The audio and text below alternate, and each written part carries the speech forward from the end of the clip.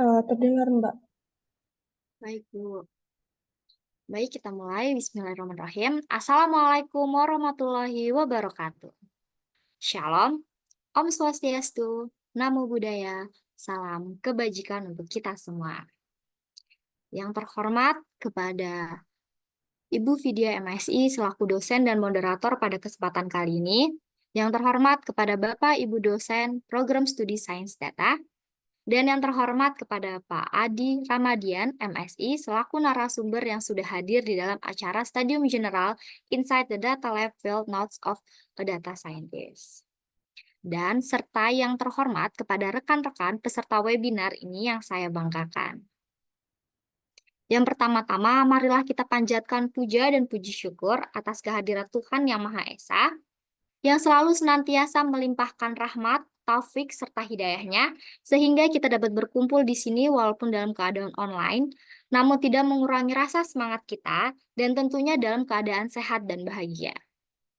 Untuk mempersingkat waktu, sebelum acara seminar hari ini dibuka, maka perkenalkan saya, Febia Jomi Pratiwi, sebagai pembawa acara untuk membacakan susunan acara kali ini, yakni pembukaan, kedua, menyanyikan lagu Indonesia Raya, ketiga, menyanyikan lagu Mars Itera, keempat, dokumentasi, keenam, pembacaan CV pemateri oleh moderator, ketujuh, pemaparan materi, kedelapan, tanya jawab, dan yang terakhir, presensi dan penutup. Baik, langsung saja kita mulai acara kita yang pertama, yaitu pembukaan. Untuk mempersingkat waktu, marilah kita buka acara ini dengan membaca basmalah. Bismillahirrahmanirrahim. Kemudian acara selanjutnya yaitu menyanyikan lagu Indonesia Raya. Kepada operator dipersilahkan.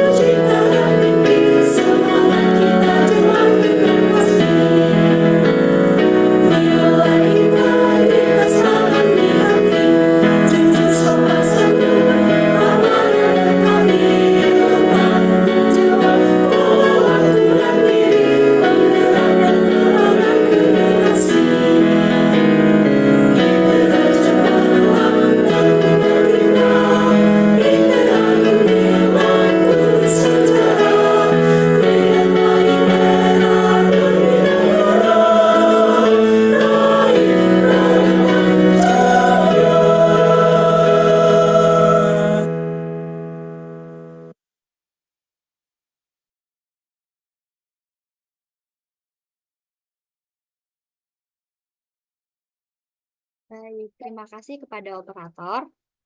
Selanjutnya ada sesi dokumentasi.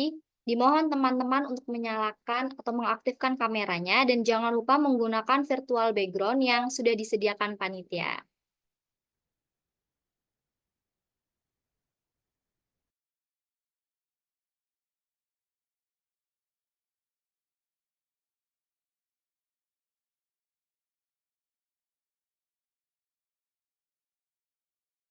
Baik, saya akan memimpin sesi ini dan operator mohon bantuannya untuk membantu dokumentasi.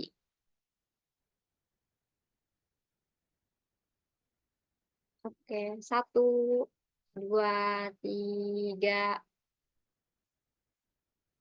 Oke, slide selanjutnya. Satu, dua, tiga. Baik. Baik, selanjutnya tanpa berlama-lama kita langsung saja masuk ke acara inti kita yaitu penyampaian materi yang sudah kita tunggu-tunggu dan pastinya para peserta sudah tidak sabar untuk mendapatkan materi yang sangat bermanfaat dari pemateri yang sangat keren pastinya. Sebelumnya, saya akan memperkenalkan moderator kita pada acara siang kali ini yaitu Ibu Vidya MSI. Halo Ibu Vidya. Oh, iya, halo semuanya. Halo Febia. Bagaimana nih Terima, Bu kabarnya? Udah siap belum? Alhamdulillah. Bagaimana juga Febia kabarnya? Alhamdulillah juga Ibu. Baik, Oke, langsung saja untuk acara selanjutnya saya serahkan kepada Ibu Vidya selaku moderator. oke, terima kasih MC kita, Mbak Febia. Kita akan mulai sesi stadium general terkait dengan insight in the data lab, field note of data science, yang akan dipandu oleh saya sebagai moderator yaitu Vidya. Eh, Kita akan memperkenalkan untuk pembicara hari ini Pak Adi Rahmadian, MSI. Halo Bapak, Ya, selamat siang, Bu. selamat siang Bapak. Hmm, Bagaimana kabarnya Bapak? Ya, alhamdulillah sehat, Bu. Oke.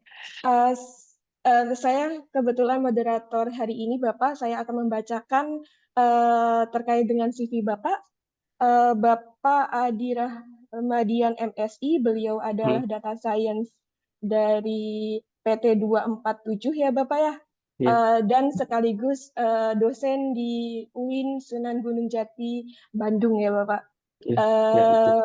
Beliau juga sangat banyak sekali pengalamannya eh, dan eh, track recordnya beliau pernah menjadi spread head dari develop and implementasi of driven solution untuk IT operation dari PT Telkomsel ya Bapak ya, Telkomsel. Ya, Beliau juga mengajar di UIN Sunan Gunung Jati sebagai pengajar statistika dan matematika finansial dari ya, Agustus 2021 sampai sekarang ya Bapak ya. ya, ya, Beliau juga mahir di bidang statistika, data science, data analis, data visualization, Python, Postgre dan sebagainya ya Bapak. Beliau juga banyak sekali terkait dengan publikasi-publikasi beliau dari publikasi terkait dengan machine learning ya Bapak ya. ya, Ada beberapa dari biokomposit dan sebagainya ya Bapak. hmm, Sangat banyak sekali. Mungkin kita tidak sabar terkait dengan materi Bapak yang terkait dengan insight of in the data lab ya Bapak ya. ya, Kira-kira ya, materi kali ini apa namanya akan berhubungan dengan terkait dengan gambaran pengalaman Bapak sebagai praktisi seperti itu ya maksudnya ya Pak ya. ya, Mungkin betul, kita Bu. tidak lama Hmm, untuk apa perkenalannya sudah sangat apa namanya sangat menarik sekali. Kita tidak sabar untuk menerima materi dari beliau. Mungkin kita langsung saja ke pemaparan materi dari Bapak Adi Rahmadian. Dipersilahkan Bapak. Oke, terima kasih, Bu Vidya. Dan siapa tadi tuh? Mbak Febia ya, ya. Hediah. Oke. Eh, Sebenarnya sih bukan ke penyampaian materi, mungkin lebih ke sharing ya, Bu ya. Oh iya, betul. Iya, Soalnya iya, kalau betul. penyampaian materi itu kayak yang formal, sangat kaku gitu ya jadinya ya. Iya, Kita di betul, sini Pak. sharing aja lah ya. Iya, Eh, betul. dari sisi praktisi dan kebetulan saya juga kan akademisi gitu. Jadi punya dua pandangan yang berbeda gitu dari sisi sains data. Mungkin saya izin share screen mungkin ya Ibu ya. Iya, mangga, Bapak. Eh,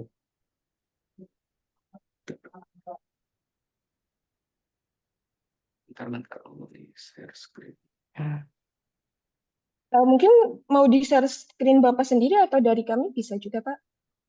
Mungkin dari saya aja sih Bu. Oke, baik.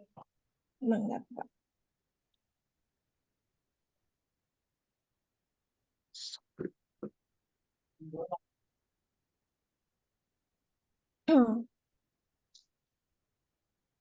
Ya, apakah sudah terlihat? Sudah, Bapak. Sudah terlihat. Di saya sudah terlihat. Tapi Apakah belum gambar? full. Oh, belum full ya? Iya, Bapak. Hmm, Masih bentuknya seperti mobile gitu, Pak. hmm, oke, tunggu bentar dulu. Di di sini.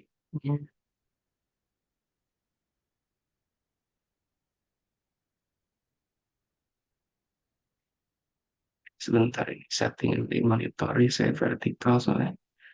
Iya, Bapak. Hmm, oke.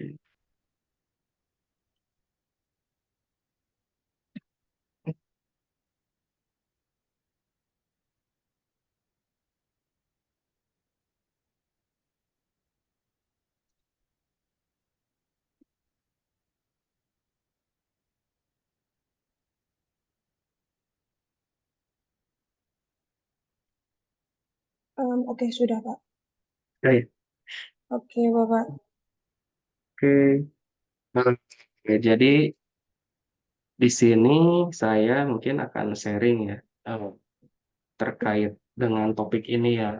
Jadi saya nggak ke bagaimana apa sebagai narasumber apa enggak ya. Di sini saya berbagi pengalaman aja selama saya di sains data itu seperti apa dan lain-lainnya mungkin ya Bu. Oke, Iya, betul, Bapak. mungkin Silakan. saya mulai teman-teman semua di sini mungkin udah ada yang familiar mungkin dengan machine learning dan deep learning mungkin ya. Nah, machine learning dan deep learning ini mungkin kalau misalkan ini kan jurusannya juga sains data. Kita mempelajari gitu ya, apa teman-teman mempelajari di universitas gitu, itu sesuatu yang biasa mungkin ya. Terus ada mungkin teman-teman yang mempelajari juga di apa online courses mungkin di kayak Udemy mungkin atau misalkan di platform-platform edukasi yang lain mungkin ya. Atau mungkin ada yang mempelajari juga di YouTube mungkin ya, ya kayak abang-abang ini yang subtitlenya Hindi ya. Itu emang apa pada pinter gitu. Terus ada juga mungkin yang mempelajarinya baca-baca jurnal, mungkin wah hebat banget itu ya. Mungkin baca jurnalnya Hopefield yang tahun 1982 yang kemarin dapat Nobel itu fisika ya tentang deep learning itu kan, sejarah deep learning mungkin. Tapi di sini saya mencoba sesuatu yang baru gitu. Kita coba dari memes mungkin ya, biar nggak terlalu tegang juga, jadi biar lebih rileks aja sharingnya itu ya. Di sini untuk orang awam mungkin ya, data science dan machine learning itu kadang-kadang, masih dianggap sesuatu yang sama gitu. Padahal, sains data dan machine learning itu berbeda gitu ya. Jadi machine learning itu adalah bagian dari sains data, tapi kadang-kadang, seorang data scientist gitu ya, yang mengaku sebagai data scientist, cuma fokus di machine learning tanpa, melihat, kacamata besarnya gitu sebagai seorang data science. Nah dari, apa namanya, dari sini gitu makanya saya, ngambil topik, Inside the Data Lab ya yang ini ya, Inside the Data Lab, Field Note of Data Scientist. Jadi saya di sini kayak mau sharing aja gitu pengalaman saya sebagai data scientist yang awalnya skeptikal gitu, wah kayaknya ini kayak bikin AI keren nih atau misalkan bikin machine learning yang kompleks atau kayak gimana gitu. Padahal pada kenyataannya tidak seindah itu kan ya. Nah, makanya di sini, saya Adi Rahmadian ya, saya seorang data scientist, dari, Solusi 247 ya, salah satu perusahaan, IT service ya yang bergerak di bidang big data spesialisasinya, dan juga, kebetulan saya menjadi dosen juga di, Universitas Islam Negeri ini, Sunan Gunung Jati Bandung ya, di Fakultas Ekonomi. Mengampu mata kuliah statistik dan, matematika keuangan. Mungkin ini ya, sedikit ini perkenalan singkat dari saya ya, dari CV tadi mungkin kelihatannya, wah padahal mah ya biasa aja ya, gitu. Enggak, Eee, Pak. saya sebenarnya lulusan dari, IPB University ya. IPB University sebenarnya rada aneh sih namanya, Institut Pertanian Bogor Universitas gitu, aneh ya, tapi ya udahlah ya. Jadi IPB University saya jurusannya itu dari fisika, S2-nya juga dari biofisika. Jadi nggak ada nyambung-nyambungnya sebenarnya gitu. Nah, ketika lulus itu awal tahunnya 2020, itu ketika lulus saya langsung, mencoba, bekerjanya itu sebagai petani dulu. Jadi petani hortikultura gitu, saya berkebun gitu kan ya, jadi entrepreneur gitu, start karir saya tuh. Karena emang dari awalnya emang pengen jadi entrepreneur gitu. Nah, dari pengalaman, bertani itu beberapa musim gitu kan, akhirnya, punya kenalan petani-petani yang lain, ngebentuklah koperasi gitu. Nah, dari koperasi ini mulai nih muncul pertanyaan-pertanyaan, bagaimana cara berorganisasi, bagaimana cara, mendapatkan profit dan lain-lainnya. Nah, dari sinilah start-nya saya mulai tertarik dengan data science tuh dari ketika, sudah mendirikan koperasi gitu. Jadi use case yang pertama saya pengen tahu itu berawal dari ketidaktahuan dan keingintahuan. Jadi awal mulanya itu ketika, musim hujan gitu. Ketika hujannya ini terjadi berapa kali sehari gitu data BMKG gitu. Apakah kita bisa memprediksi nggak sih besok hujan nggak ya gitu kan.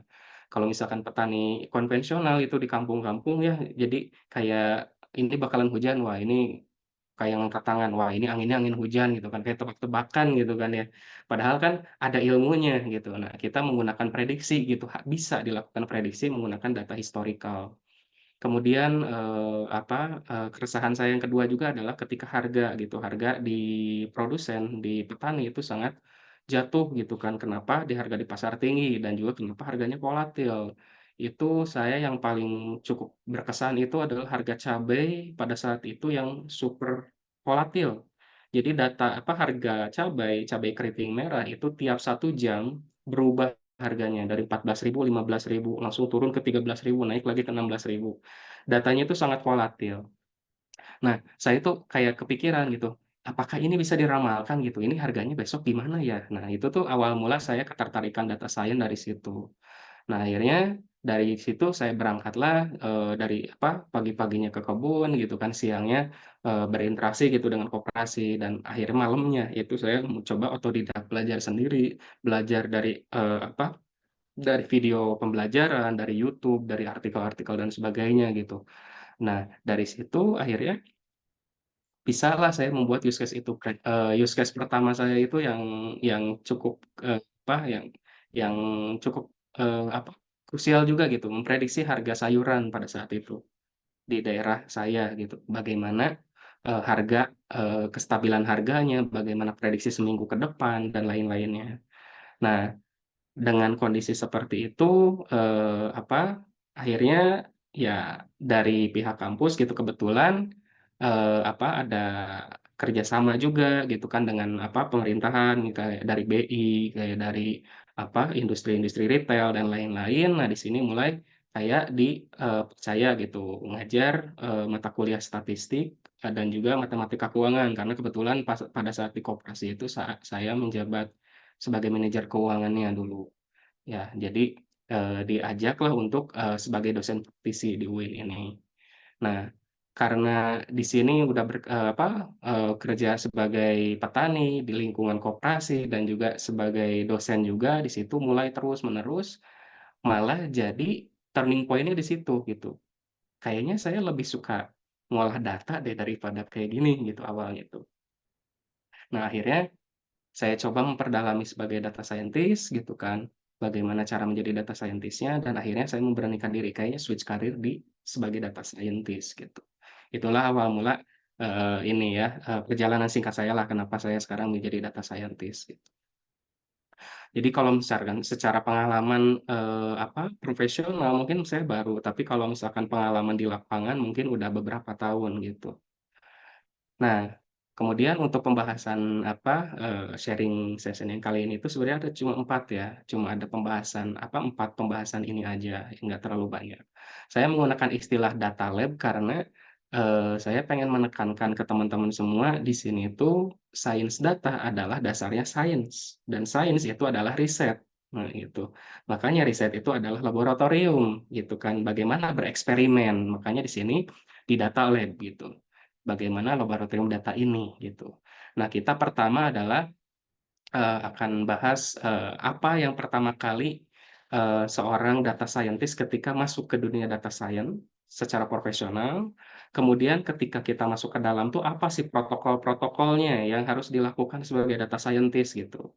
Jadi ritual-ritual apa sih data scientist itu setiap harinya gitu.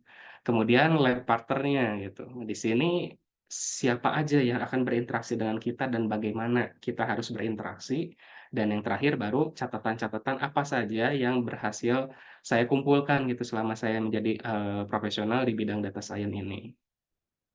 Mungkin kita mulai aja yang pertama ini ya, pertama masuk ke dunia data science ini kita akan coba breaking down, mitos dan juga, apa namanya, kebenaran-kebenaran yang ada di, dunia data science ini. Jadi di sini kalau misalkan kita lihat ya, seorang data scientist itu awal awal masuk ke dunia data science itu pasti mikirnya tuh ketika melihat data, "Wah, kita masukin aja nih semuanya, library-nya Pandas, NumPy, dan lain-lain. Kita modeling pakai neural neural model atau pakai apa, pokoknya data ini kita semuanya akan jadikan sesuatu yang wah," gitu. Itu kan, secara teoretikal dan secara idealisme kita kayak gitu, tapi pada kenyataannya apakah seperti itu? Nah, hanya di sini harus ada reality check-nya gitu. Nah, di sini reality check-nya itu, eee, ini what we think ya. Apa yang kita bayangkan sebagai data science, yaitu ketika membuat model AI atau machine learning itu yang fancy, yang kompleks, yang luar biasa, yang, noticeable gitu. Atau misalkan, saya pengen menggunakan metode statistik yang rumit untuk menyelesaikan suatu permasalahan nih, benar-benar pure di analytics gitu. Atau ada juga yang mungkin di deep learning nih, saya suka neural network nih, saya pengen, menyelesaikan masalah menggunakan solo deep learning nih, ngerjain sendiri ya, one man show lah intinya. Nah ini kan apa yang dibayangkan sama kita gitu, ketika belum masuk ke dunia profesional di data science. Tapi, apa sih sebenarnya yang dilakukan gitu, seorang data scientist? Ternyata yang dilakukan, selama ini tuh, data scientist itu terfokus di research dan preparation, dan itu 80% waktu seorang data scientist itu ada di situ, research dan preparation datanya, gitu. Kemudian fokusnya itu adalah di kolaborasi tim, karena seorang data science tidak bisa bekerja sendiri, harus kolaborasi dengan tim yang lain. Dan yang ketiga ini yang paling krusial, yaitu user atau business problem solving, ya. Seorang data scientist itu harus menyelesaikan masalah gitu, bukan menciptakan masalah baru gitu. Jadi ketika, apa namanya, ada user kesulitan pengen, mengimplementasikan sesuatu gitu, ingin menerapkan sesuatu, nah data scientist itu hadir sebagai solusi di situ ya. Jadi, kadang-kadang apa yang kita pikirkan tidak sesuai dengan apa yang, yang kita kerjakan nantinya gitu. Jadi di sini, realitinya itu harus pertimbangkan lagi gitu, apakah emang ini yang, kita kejar gitu. Nah, untuk fondasi data science sendiri di sini emang, ada 3 ya yang paling utama itu, yaitu kemampuan matematika dan statistikanya, ada computer science-nya, dan domain knowledge-nya. Nah, tapi ada beberapa orang yang hanya terfokus di kemampuan computer science-nya dan statistiknya aja gitu. Jadi hanya fokusnya itu di bagian machine learning-nya aja, tanpa tidak terlalu menekankan di business knowledge-nya, padahal itu yang paling krusialnya. Mengerjakan sesuatu tapi tidak ada tujuan, ya ngapain gitu kan ya. Jadinya di sini emang 3 komponen ini sangat penting gitu. Tidak bisa dipisahkan gitu. Nah, mungkin yang pertama ini computer science juga, padahal kan kalau misalkan saya lihat ya banyak yang lebih, hebat dari saya gitu kan. Mungkin teman-teman ada yang jago coding banget mungkin ya, atau misalkan, kayak Python-nya udah di luar kepala gitu kan ya, atau misalkan udah bisa kayak AWS dan lain-lain. Tapi kan ada beberapa, fundamental yang harus dikuasai seorang data scientist gitu, ketika terjun ke profesional. Jadi kadang-kadang kayak data scientist yang belum terjun ke real case, itu kan masih belajar di Kaggle misalkan, atau misalkan ngambil data di UCI, itu kan bentuk datanya itu CSV. Kadang-kadang, apakah ini sebuah database nantinya kayak gini kita ngerjain tuh? Nah, itu kan kadang-kadang nggak, nggak real real world use case gitu. Kita nggak mendapatkan data semudah itu, gitu. Data itu sangat kompleks didapatkan, dan juga ketika didapatkan tidak semudah, itu membersihkannya, gitu. Nah, untuk programming skill-nya sendiri, di sini ada 3 yang wajib, ini, tidak bisa ditoleransi. Jadi 3 ini wajib dikuasai seorang data scientist ya. Python, kemudian versioning control, ya menggunakan Git, dan juga SQL. Nah, di sini, eee, banyak, mahasiswa-mahasiswa yang fresh grade gitu ya, ketika pertama kali interview dan lain-lain, secara modeling-nya, secara Python-nya udah bagus, tapi penguasaan Git-nya kurang gitu, atau penguasaan dari SQL-nya masih kurang gitu. Padahal ini adalah, inti yang harus dikuasai seorang data scientist, karena tanpa Git itu, biasanya bisa jadi trouble, karena seorang data scientist itu bagian atau part of the team gitu. Jadi, kayak saya, di kantor saya itu kan, kebijakannya WFH gitu. Kadang-kadang, bukan kadang-kadang, penilaian, kinerja, tiap karyawan itu kan berbeda-beda. Nah, kalau untuk saya itu penilaiannya itu salah satunya mungkin dari sini gitu, dari Git ini gitu. Jadi dilihat apakah saya sering melakukan, pengerjaan, update kerjaan di sini misalkan, atau misalkan, dari leader saya atau misalkan dari tim saya yang lain gitu, pengen tahu nih, apa sih yang udah dikerjain sama sama Adi ini gitu, hari ini. Selama seminggu ini ngerjain apa sih? Nah, itu fungsinya Git tuh di situ, untuk kolaborasi dengan tim yang lain. Kemudian, SQL juga sangat penting ya, karena itu, tidak semua use case diselesaikan dengan Python gitu, bahkan dengan SQL aja sudah cukup gitu. Jadi tidak terlalu, mengandalkan machine learning gitu. Mungkin nanti saya jelaskan next-nya ya.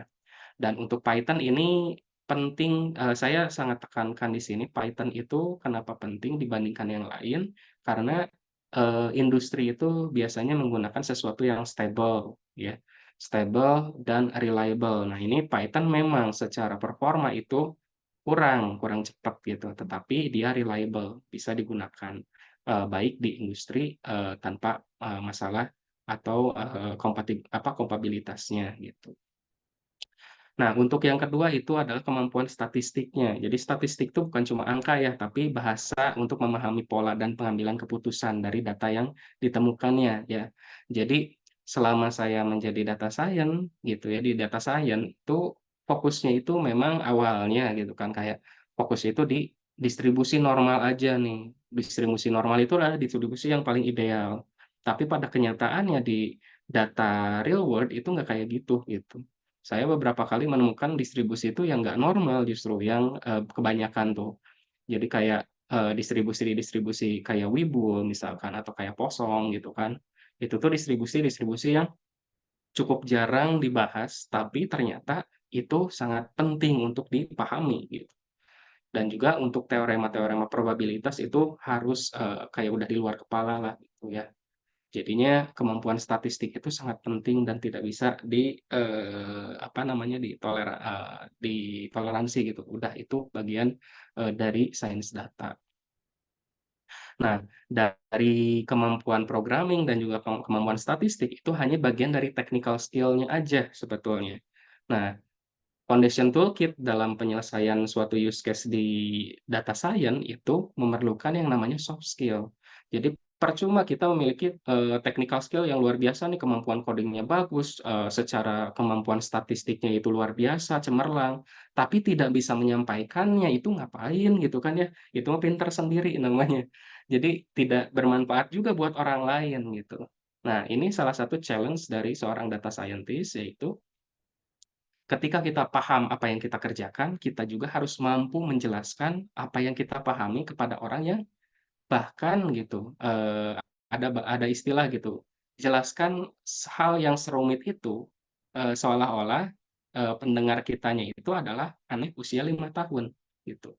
Bagaimana menjelaskan statistika yang segitu rumitnya, model yang segitu rumitnya kepada anak 5 tahun, tapi anak 5 tahun tuh harus paham apa yang kita kerjain. Nah, itu tuh adalah bagian dari skill yang harus dikuasai seorang data science karena, terkadang gitu kan bisnis user itu bahkan levelnya bukan bisnis user lagi, mungkin ke manajemen kita presentasi gitu, hasil kerja kita, bagian manajemen tuh nggak terlalu paham bagian teknisnya, mereka tuh pengen paham tuh, "Ini kenapa? Solusinya gimana?" Gitu. Mereka tuh cuma pengen tahu kayak gitu aja gitu, tidak mau tekniknya kayak gimana, modelnya seperti apa, dan lain-lainnya. Mereka cuma pengen tahunya itu, apakah ini bisa menjadikan solusi dari permasalahan saya? Apakah ini bisa meningkatkan profit perusahaan saya? Gitu. Jadi harus penyampaiannya yang sederhana, bisa memecahkan masalahnya, dan juga bisa kolaboratif dengan, berbagai stakeholder-nya gitu.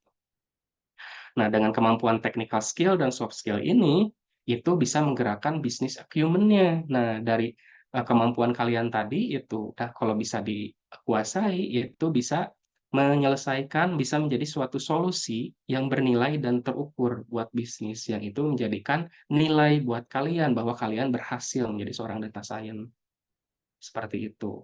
Jadi foundation-nya itu cukup sederhana untuk dipahami, tapi sulit untuk dilakukan gitu. Jadi emang perlu latihan-latihan yang kayak misalkan technical skill itu bisa dilatih dengan cara belajar, tapi kalau soft skill itu dilatihnya itu dibiasakan gitu. Kayak penyampaian apa, public speaking gitu. Jadi, sepengalaman saya, selama di, project di Telkomsel itu, saya menyampaikan apa ya, temuan saya terhadap datanya, apa model yang saya terapkan dan lain-lain itu ke berbagai stakeholder. Ada yang dari data engineer, ada yang dari manajernya langsung, ada bahkan GM-nya itu langsung turun tangan gitu, pengen ngelihat apa yang dikerjain sih di, project ini gitu. Seorang GM kan manajemen gitu kan, bahkan nggak tahu apa yang kalian pakai gitu, pengen tahunya itu, "Bisa nggak nyelesain masalah saya?" Gitu kan, yang mereka pengen tahu tuh kayak gitu aja gitu. Nah, yang jadi permasalahannya ketika, kalian melakukan use case, yang sekarang gitu ya, kayak di lingkungan researcher atau misalkan di lingkungan, apa namanya, masih pelatihan-pelatihan, itu case-case-nya itu biasanya cukup sederhana. Klasifikasi, clustering, segmentasi, regresi, time series, yang kayak gini itu, common gitu. Itu use case yang sangat sederhana gitu. Karena saya juga kan, ngebimbing beberapa mahasiswa kan ya di ITERA gitu. Jadi kayak time series, forecast harga saham misalkan, atau misalkan, eee eee, metode klasifikasi apa gitu. Itu kan benar-benar sangat sederhana dan itu memang implementable. Tapi apakah itu bisa, feasible untuk dilakukan di bisnis?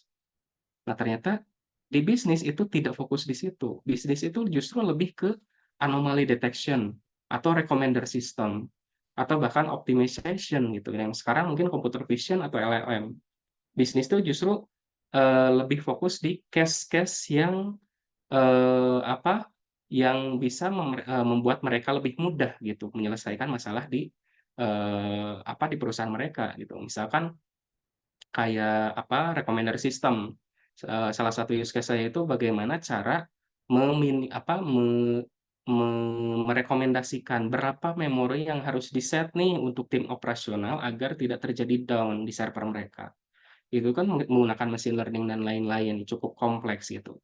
Tapi ada juga yang justru, eee, apa metode yang saya gunakan itu tidak menggunakan machine learning sama sekali. Nah, karena emang seorang data scientist itu harus menggunakan research dan juga, kemampuan untuk solving problemnya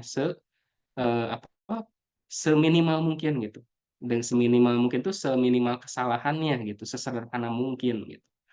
Use case saya yang terakhir itu salah satunya adalah mungkin di ini ya, long query detection. Jadi kan kalau misalkan di telco itu, data itu streaming kan, langsung gitu dari, misalkan kita beli pulsa nih, atau misalkan kita beli kuota itu kan langsung ya, transaksional, ada beli, langsung masuk kuotanya, itu kan kejadiannya itu bahkan kurang dari 10 detik gitu kan. Nah, itu sangat cepat dan apakah bisa dideteksi apakah transaksi ini lama atau enggak nih? Apakah dia itu load-nya itu bakalan selama apa sih? Apakah, yang normal tuh segimana sih? Itu kan anomaly detection. Ketika misalkan lebih dari 30 detik, berarti kan harusnya itu ada anomali nih. Berarti kan kayak gangguan server atau kayak gimana. Nah, mereka tuh kayak pengen, kapan kejadian yang paling sering terjadi nih? Sebaiknya kita harus di mana nih fokusnya nih? Ketika meningkatkan bandwidth-nya itu ketika jam berapa sih biar tidak terjadi down kayak gini? Nah, itu kan kalau misalkan kita lihat secara use case, wah ini kompleks banget. Saya juga ketika mendapatkan datanya, itu tuh datanya luar biasa banyak. Itu berapa berapa ratus ribu row dalam seminggu itu datanya. Dan itu streaming dan terus bergerak gitu. Dan bagaimana cara memodelkan itu. Nah, setelah riset gitu kan, preparation datanya, ternyata dari data sebanyak itu, data yang usable-nya dari ratusan ribu data, yang usable cuma 4,5%. Karena data yang ideal itu cuma ada di, dataset gitu, dataset yang ada di internet itu ideal. Tapi kalau misalkan di real world case tuh enggak. Data sebanyak itu ternyata yang usable cuma 4,5% gitu. Dan ketika kita lakukan, riset lebih lanjut, ternyata nggak seribet itu loh gitu. Kita akhirnya mengimplementasikan menggunakan interkuartil aja cukup. Nggak harus model yang kompleks yang kayak gimana, tapi usable gitu. Dan ketika disampaikan ke user, mereka, "Oh ternyata seperti ini ya cara perhitungannya." Mereka nggak tahu gitu cara ngitungnya, tapi mereka, "Oh ini solve-nya." Dan mereka puas gitu. Tidak harus model yang kompleks yang kayak gimana-gimana, yang penting bisa solve permasalahan mereka itu adalah, suksesnya seorang data scientist, seperti itu, ya. Dan itu dibutuhkan mindset yang berbeda, ya, namanya growth mindset. Jadi ketika kita dihadapkan suatu masalah, itu pasti kita, ini harus ngapain dulu, kita nggak tahu nih harus, start dari mana dan apakah, kayak tools ini bisa saya gunakan atau enggak ya. Kalau saran dari saya semuanya itu lakukan, walaupun itu sulit gitu ya. Jadi walaupun sekarang misalkan ada yang kesulitan menggunakan Python misalkan, masih belum biasa misalkan, dicoba aja. Semua orang pernah, jadi rookie atau jadi newbie gitu kan ya, masih belajar, semua orang tuh pasti. Hari ini mungkin masih rookie, tapi kan besok bisa aja jadi expertise, bisa jadi seorang yang profesional. Kalau itu, kalian mempelajari itu pasti sulit, ya, pasti sulit. Tapi kalau misalkan gampang, ya, oh semua orang juga pasti pasti ngerjain dong kalau gampang mah gitu, pasti sulit. Makanya, hanya orang-orang yang memiliki mindset ini yang mau belajar gitu. Dan misalkan jika kalian menggunakan mengerjakan use case atau mempelajari sesuatu, selalu bertanya pada diri sendiri dulu. Bertanyanya itu bukan bertanya, "Saya bisa atau enggak?" Ya, tapi bertanyanya itu, "Gimana nih cara solve ini? Gimana cara mempelajari ini? Gimana cara ini?" Challenge diri kalian, challenge asumsi-asumsi yang ada di kepala kalian. Kalau misalkan ada permasalahan kayak gini, kayaknya cocoknya pakai ini. Jadi trial and error gitu. Jadi ketika kalian mencoba sesuatu, mempelajari sesuatu, itu pasti akan mendapatkan jawabannya sendiri dan itu akan membuat kalian berkembang, seperti itu. Nah, ketika kalian udah, teman-teman nih udah mulai paham gitu kan kayak, fondasi-fondasi dasar seorang data scientist gitu. Nah, sekarang kita mungkin coba masuk di, protokolnya nih, protokol, laboratorium seorang data scientist tuh kayak gimana gitu. Jadi data scientist tuh punya ritual sendiri gitu ya dalam pekerjaannya gitu. Mungkin kelihatannya keren ya data scientist tuh, dari namanya udah keren banget dan lain-lain, tapi kan di balik layarnya kita nggak tahu nih kerjaan profesionalnya itu seperti apa gitu. Nah, jadi kerjaan data scientist udah saya singgung sebelumnya ya, yaitu data cleansing. Ya, 80% kerjaan data scientist itu adalah research dan preparation. Makanya yang paling ditakuti itu adalah data cleansing karena emang males banget gitu kan ngerjainnya dengan data sekotor itu, dengan data setidak lengkap itu kita harus bisa menyelesaikannya gitu. Nah, dan cara menyelesaikan data cleansing itu harus menggunakan research dan matematik juga gitu kan ya. Nah, tapi ya seorang data scientist itu paling takut melakukan itu karena ya itu males gitu kan datanya sebanyak itu ya gitu. Harus menyelesaikan kayak gitu dan kadang-kadang gitu kan bisnis user nggak mau tahu, saya pengen tahu nih data ini terkait data ini dalam waktu 1 minggu. Itu kadang-kadang nggak masuk akal tapi emang iya gitu. Kayak saya use case sebanyak itu gitu kan, beberapa kali use case, bikin itu kayak dikasih waktu cuma 1 bulan dari mulai riset sampai deployment, sampai jalan, sampai bikin notulensinya. Kalau misalkan di ini, apa namanya, kayak disamakan mah mungkin kalian kayak bikin skripsi lah seminggu sekali gitu. Seminggu, sebulan sekali harus udah jadi laporannya gitu. Itu kerjaannya kayak gitu tiap hari. Jadi mulai riset dan itu tuh nggak bisa bimbingan soalnya kalian yang dipertanyakan gitu, kalian yang ditanyain bukan kalian yang nanyain gitu. Nggak ada pembimbingnya gitu. Jadi kalian harus riset sendiri gitu. Nah kemudian, life cycle-nya kayak gimana sih seorang data scientist itu? Ya, core activity-nya sebenarnya singkat ya, sederhana gitu, cuma 8 poin ini. Jadi data detektif gitu, harus tahu nih data ini kayak gimana sifatnya, behavior-nya, dan lain-lainnya itu harus tahu lah. Itu adalah bagian identitas datanya, identifikasi datanya. Kemudian yang nomor 2-nya problem solving dan modeling. Ini ya sederhana lah ini, bagian, menyederhanakan masalahnya, kemudian bagaimana menyelesaikan masalahnya gitu kan, dan pembuatan modelnya. Kemudian yang ketiganya adalah bisnis dan stakeholder fokus. Jadi harus fokus pada keinginan usernya, jadi bukan keinginan kita gitu. Jadi harus fokus pada keinginan usernya, usernya pengen solve-nya kayak gimana nih gitu. Tapi, kadang-kadang idealisme seorang data scientist tuh, "Saya pengen pakai model ini soalnya bagus," gitu. Kadang-kadang ada yang kayak gitu mungkin ya. Kemudian development dan deployment ini biasanya cukup lama ini, development dan deployment ini karena, terkait dengan sistem yang diterapkan gitu. Jadi, setiap perusahaan mungkin menerapkan, sistem deployment yang berbeda-beda mungkin ya kayak, di apa namanya, di beberapa perusahaan menggunakan AWS untuk deployment-nya gitu kan, ada yang, menggunakan apa namanya, Kubernetes dan lain-lain, itu kita harus paham cara deployment, model kita. Kita bikin model tapi nggak bisa di-implementable ngapain gitu kan. Makanya harus bisa, harus paham, environment apa yang ada di dalam perusahaan tersebut. Kemudian setelah deployment ada knowledge sharing. Jadi apa yang kita kerjakan, apa yang kita implementasikan, kita sharing. Siapa penggunanya nih? Misalkan kalau saya di telco berarti ada ops-nya, operasional gitu, DevOps-nya. Nanti kita sharing ke ops-nya itu. Kita ada nih model, kita udah implementasi nih, bentuknya seperti ini. Nanti untuk monitoringnya kayak gini. Jadi kayak sharing knowledge-nya. Kalau ada isu nanti kayak gini loh solve-nya. Kalau ada apa-apa kayak gini solve-nya, kayak gitu. Itu knowledge sharing-nya. Kemudian innovation and research ini adalah bagian yang paling menyenangkan, tapi paling sering tidak dilakukan karena kehabisan waktu gitu. Jadi waktunya itu udah habis sebelum sama core activities yang lainnya. Ketika kita mau pengen riset atau inovasi, udah ada use baru. Jadi kapan nih pengen explore-nya gitu kan, kadang-kadang kayak gitu. Nah sebenarnya, core activities itu cuma segini gitu ya, kerjaan data scientist itu secara sederhana gitu. Nah, kalau ritualnya kayak gimana sih seorang data science ya, data scientist itu tiap pagi itu tuh ada ritual khusus gitu ya. Jadi ada tim synchronizer, ada task management dan data health check gitu. Jadi yang pertama itu tim synchronize. Jadi setiap pagi itu ada stand up meeting namanya.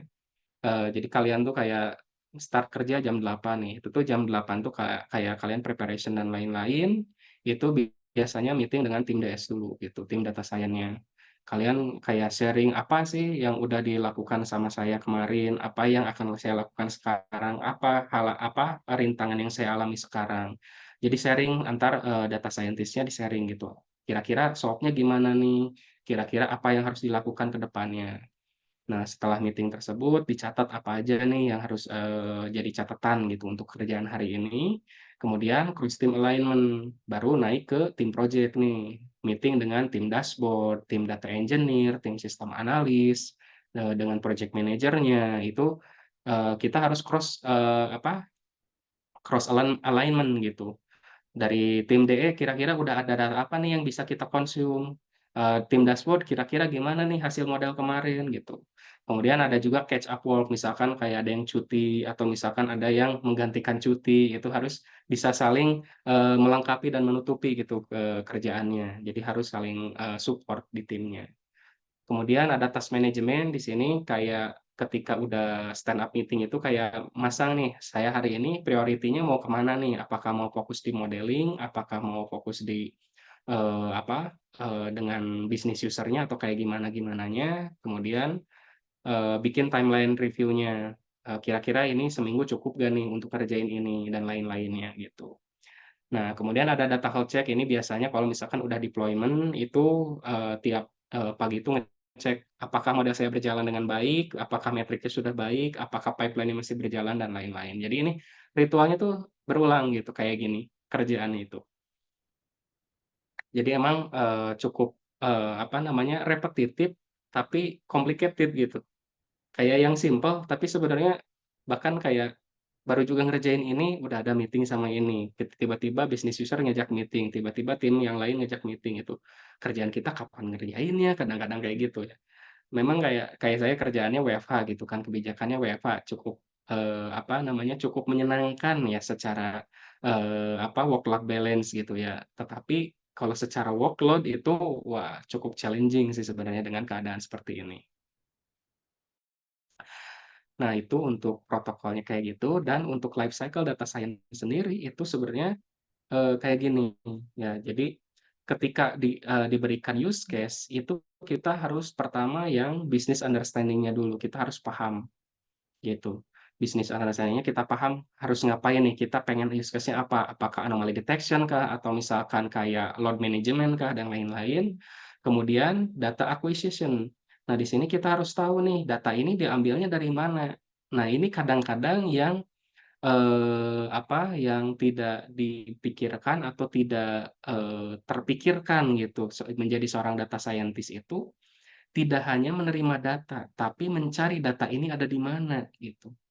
Jadi kayak saya membutuhkan data terkait dengan, use case-nya misalkan, use case di data streaming menggunakan Kafka, misalkan pakai Apache Kafka, gitu. Nah, data Kafka ini kan ada banyak. Nah, saya itu harus tahu nih data apa yang digunakan. Nah, data ini tuh berarti harus tahu dari pipeline-nya yang mana, harus tahu juga dari dokumentasinya yang mana, data ini menunjukkan apa, apakah tipenya integer kah, float kah, apakah dia string kah. Ketika kita, narik datanya apakah bisa diimplement langsung atau harus ada fitur engineer dan lain-lain. Nah, ini tuh harus kita pikirkan soalnya, data engineer itu cuma menyediakan datanya, bukan memikirkan datanya. Data yang kita butuhkan apa sih, gitu.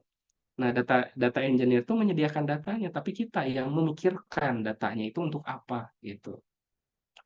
Kemudian environment-nya kayak gimana, mungkin ada yang, datanya itu ingestion-nya dari mana, misalkan ada yang menggunakan, Airflow misalkan, atau menggunakan, eee, data source yang lain lah gitu contohnya.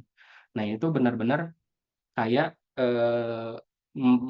bagian yang paling rumit gitu. Itu bisa sampai 1 minggu memikirkan ini gitu, kita dapat dari mana, ini datanya diapain, kolom apa aja yang harus diperhitungkan gitu. Kadang-kadang ketika udah dapat datanya nih, datanya udah bagus nih kira-kira, oh ini udah lengkap. Tapi ternyata butuh datanya itu NRT, near real time. Misalkan user-nya tuh pengen near real time, sedangkan si data engineer ngesetnya itu tiap 10 menit sekali, ya udah basi dong itu ya. Kejadian 10 menit yang lalu, baru datang, 10 menit kemudian gitu.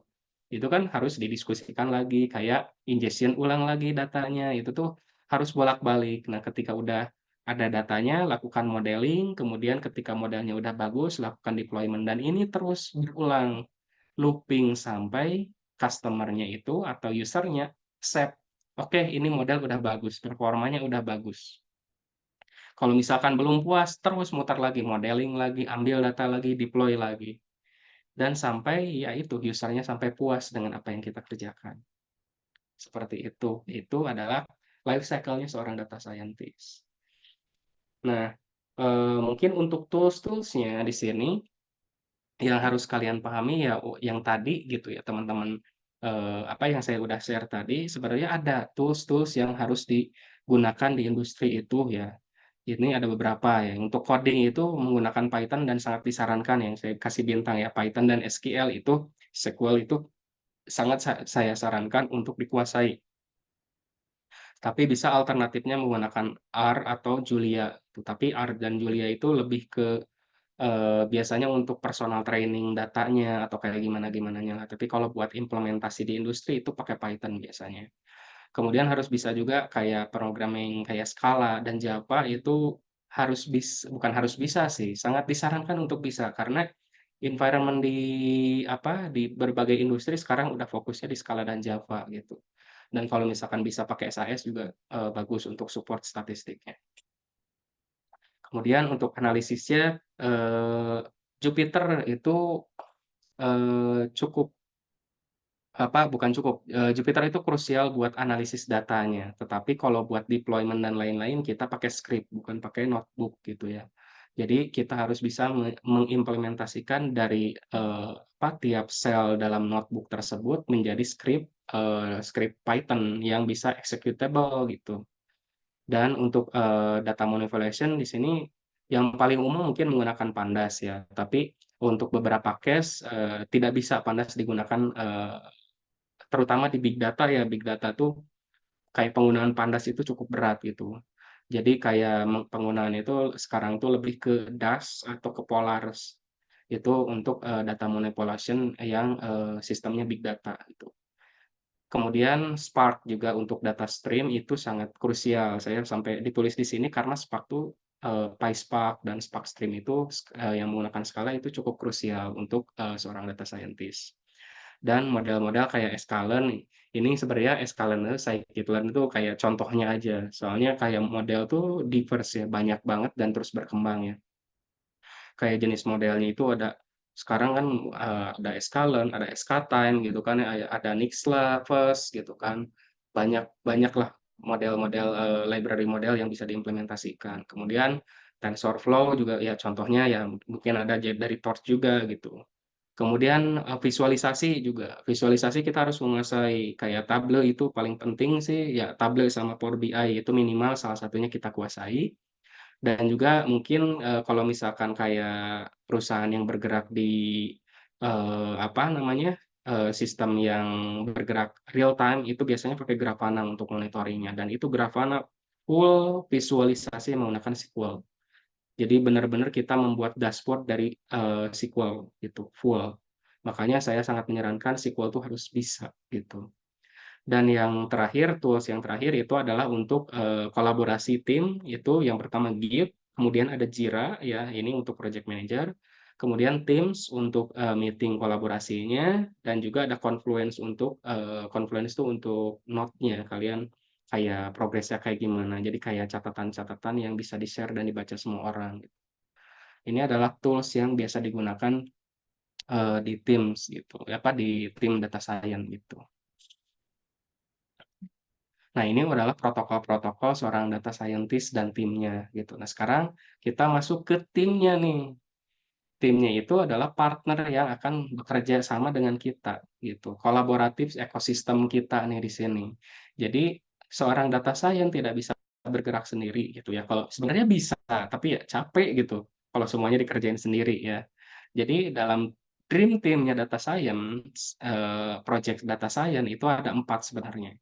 Ada project manajernya ya sebagai vision holder-nya, kemudian ada data scientist-nya ya sebagai orkestratornya, kemudian ada business analis-nya ya sebagai domain expert-nya, dan juga ada data engineer sebagai pipeline builder-nya gitu.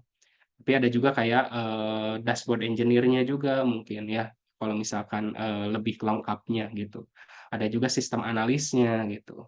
Jadi emang tapi ini yang paling apa namanya paling standar lah untuk sebuah project data science. Dan untuk partner di data science ini harus memiliki empat fitur untuk setiap orangnya gitu. Yang pertama, komunikasinya harus jelas antar tim. Kemudian setiap ada update itu harus disampaikan antar tim dan juga harus memiliki goal yang sama gitu. Jadi jangan saling serang gitu. Kita memiliki tujuan yang sama dan join sukses. Jadi ketika sukses itu kita sharing kesuksesannya gitu. Jadi ini kadang-kadang emang kalau di industri-industri yang sedikit apa namanya sedikit kurang sehat itu orang-orangnya itu di timnya itu ngelempar kerjaan ke orang lain gitu. Itu bahaya gitu. Harusnya apa jangan kayak gitu. Nah, makanya harus apa namanya harus share goal-nya, harus join suksesnya dan harus kerja bareng itu gitu. Nah, jadi kadang-kadang malah jadi tunjuk-tunjukkan, "Ini kerjaan siapa nih?" Nah, "Itu bukan kerjaan saya, itu mah itu kerjaannya data science." "Apaan data science kan ngerjain analitiknya, itu kan harusnya bagian engineer. Ini gimana sih PM-nya?" Dijelasin gitu, pada berantem gitu kan, tunjuk-tunjukkan salah siapa, karena emang se-complicated itu ekosistemnya gitu. Jadi kadang-kadang daerahnya itu abu-abu gitu. Abu-abu, ini ranahnya siapa sih? Kayak bagian data engineer, tapi dikerjain sama data scientist, karena data scientist butuh data ini, gitu. Tapi di sisi lain kayak bikin, apa namanya, bagian dashboard gitu, kadang-kadang sama data scientist dikerjakan, karena itu yang paham bagaimana logika algoritmanya itu kan data science-nya. Sedangkan bagian dashboard engineer kan cuma tahu implementasinya aja, gitu. Jadinya kayak tunjuk-tunjukkan jadinya tuh, gitu. Dan kadang product manager juga untuk data science tuh jarang PM itu product manager yang paham project manager atau product manager itu jarang yang paham algoritma data science gitu. Jadinya kayak ya saling lempar aja gitu ketika kerjaannya itu mulai chaos. Nah, di sini emang peran-peran orang-orang yang memiliki intelijen emosional itu yang dibutuhkan di tim. Ya, jadi emang komunikasi itu adalah intinya gitu. Jadi pokoknya gimana caranya tech to business translation. Jadi ketika ada tools apa atau ada sesuatu yang baru, gimana caranya kita translasi ke dalam bisnis. Apakah dia bisa dilakukan di bisnis ini atau enggak? Kemudian impact storytelling. Jadi ketika kita punya masalah atau misalkan kita memiliki sesuatu yang sesuatu yang ingin disampaikan ke bisnis user atau dan lain-lain itu harus berdampak gitu. Jadi kayak jangan kosong gitu. Ketika kita pengen menyampaikan sesuatu tuh kayak emang emang karena seperlu itu untuk disampaikan. Kemudian visual naratif, jadi kayak penjelasannya ya kayak saya sekarang gitu kan, menyampaikan itu menggunakan gambar sederhana, menggunakan memes gitu, tapi bisa dinarasikan gitu. Jadi dengan satu gambar itu bisa berjuta kata yang disampaikan gitu. Dan juga clear documentation gitu. Jadi kan nggak semua orang bisa mendengarkan secara langsung kayak gini dan ada orang yang lebih suka membaca secara jelas. Makanya kayak tadi kan butuh confluence, ya confluence itu untuk catatan-catatan hasil riset kita, implementasi model gimana, troubleshoot-nya gimana, harus jelas dokumentasinya seperti apa, ya. Nah, itu untuk lab partnernya. Ini ada Q&A-nya ya, Bu Vidit? Ada, Bapak. Nanti kita ada mungkin mahasiswa ada yang mau ditanyakan dengan Bapak yang sudah sebagai praktisi lama Oke, gitu. oke, oke. Mungkin ini nanti udah di akhir materi aja mungkin, Ibu. Oke, baik, Bapak. Ya. Oke, ini kita masuk yang terakhir. Ini adalah catatan-catatan yang saya temukan atau saya pahami gitu selama saya menjadi data science ya. Jadi essential insight-nya lah. Jadi ketika kalian pengen jadi data science itu apa sih yang harus aware gitu. Ini saya bicara dulu dengan datanya ya. Datanya itu saya dapat dari 365 di sini ya. 365 itu salah satu produsen konten online courses ya. Ini seorang data science itu kebutuhan data science di tahun 2024 tuh kayak gimana sih? Jadi di sini jurusan yang dibutuhkan untuk jadi seorang data scientist itu yang nomor satu sekarang adalah data science, jurusan data science. Jadi karena sekarang kan kayak di ITERA juga udah ada jurusan data science, makanya udah jadi sesuatu yang diprioritaskan gitu. Seorang data scientist itu adalah seseorang yang lulus dari data science. Kalau sebelumnya itu kan belum ada, masih jarang jurusan data science. Jadi kayak ngambilnya itu dari lulusan statistik, matematik, dan biasanya kayak fisika gitu. Atau dari sistem informasi. Nah, di situ juga kan ada tuh fisika 1,6% ya. Saya masuk ke situ berarti kan ya. Nah, kemudian lulusannya itu rata-rata yang dibutuhkan untuk jadi seorang data scientist itu yang paling banyak justru yang memiliki gelar master dan tidak dicantumkan. Atau disebutnya itu ya sarjana jalanan mungkin ya, yang dia itu emang praktisi yang terbukti kerjaannya gitu. Bukan cuma teori yang ada ijazahnya gitu. Jadi emang bener-bener udah terjun ke dalamnya gitu, yang penting bisa gitu. Ya, jadi ketika kalian punya gelar sarjana tapi tidak ada proving-nya ya pasti kalah dengan orang yang tidak punya gelar sarjana tapi punya proving-nya gitu. Ya, tapi di sini jadi consider juga ya bahwa emang kerjaan data scientist itu emang diperlukan bukannya tidak ada ya, tapi diprioritaskan gitu kan lebih ke gelar yang master gitu untuk beberapa gelar selain data science biasanya. Nah, untuk industri data science sendiri itu yang paling banyak memang di teknologi dan engineer gitu kan. Kayak saya sekarang itu kan di IT services gitu kan ya. Jadi emang industri-industri seperti telco, seperti fiber optik dan lain-lain itu emang menggunakan AI karena emang berbasiskan teknologi digital gitu. Tapi untuk kayak human resources juga sekarang udah mulai pakai gitu. Kayak kemarin tuh ada kayak teman saya tuh kerja di salah satu travel agent sebagai data scientist gitu kan. Padahal ya travel agent ngapain gitu, tapi kan ternyata sekarang udah mulai segmentasi pasar, kayak tren pasarnya kayak gimana, mereka udah mulai melek nih industri-industri tersebut gitu. Jadinya ya makin luas lah pasar untuk seorang data scientist itu sebenarnya ya dengan tren kayak gini ya bagus buat teman-teman semua juga gitu. Dan untuk perbankan juga sekarang udah mulai banyak apa yang membutuhkan seorang data scientist gitu. Nah, untuk programming language-nya sendiri di sini memang Python yang nomor satu pasti di sini yang paling dibutuhkan seorang data scientist ya. Dan yang keduanya ini R dan SQL gitu. Ya, walaupun R itu biasanya di industri-industri yang spesifik biasanya kalau R tuh. Tapi kalau industri-industri yang common itu biasanya pakai Python sama SQL dan bisa menguasai Java biasanya. Nah, di sini ada beberapa juga kayak yang cukup mungkin ada yang masih awam mungkin ya dengan beberapa programming language ini, tapi ini sangat penting gitu. Kayak misalkan di big data itu menggunakan Hadoop, itu udah mulai banyak digunakan ekosistem dari Hadoop, Yarn, dan lain-lain itu. Kemudian kayak database-nya menggunakan Hive gitu, itu udah di apa namanya udah jadi prasyarat seorang data scientist kalau sekarang tuh. Jadi nggak tok di Python udah aja saya data scientist karena bisa Python, enggak. Kalian harus bisa lebih dari seorang lulusan data science gitu. Dengan menguasai programming language yang lain gitu. Kemudian data visualisasi di sini ternyata emang Tableau sama Power BI yang paling banyak digunakan oleh industri-industri yang sekarang. Tapi di sini ya kayak Matplotlib, sama saya Seaborn yang kayak gitu itu bukan ini ya bukan aplikasi ya itu kan library ya itu sesuatu yang harus bisa gitu. Tapi kalau Tableau sama Power BI kan aplikasi dan itu harus dipelajari terpisah gitu. Jadi emang harus dipelajari lebih lebih dalam lagi secara personal. Machine learning juga di sini ada tren yang luar biasa sekarang di data science itu NLP jadi tren yang paling dibutuhkan sekarang. Karena ya kayak di saya juga di kantor saya sekarang lagi fokus di pembuatan LLM gitu.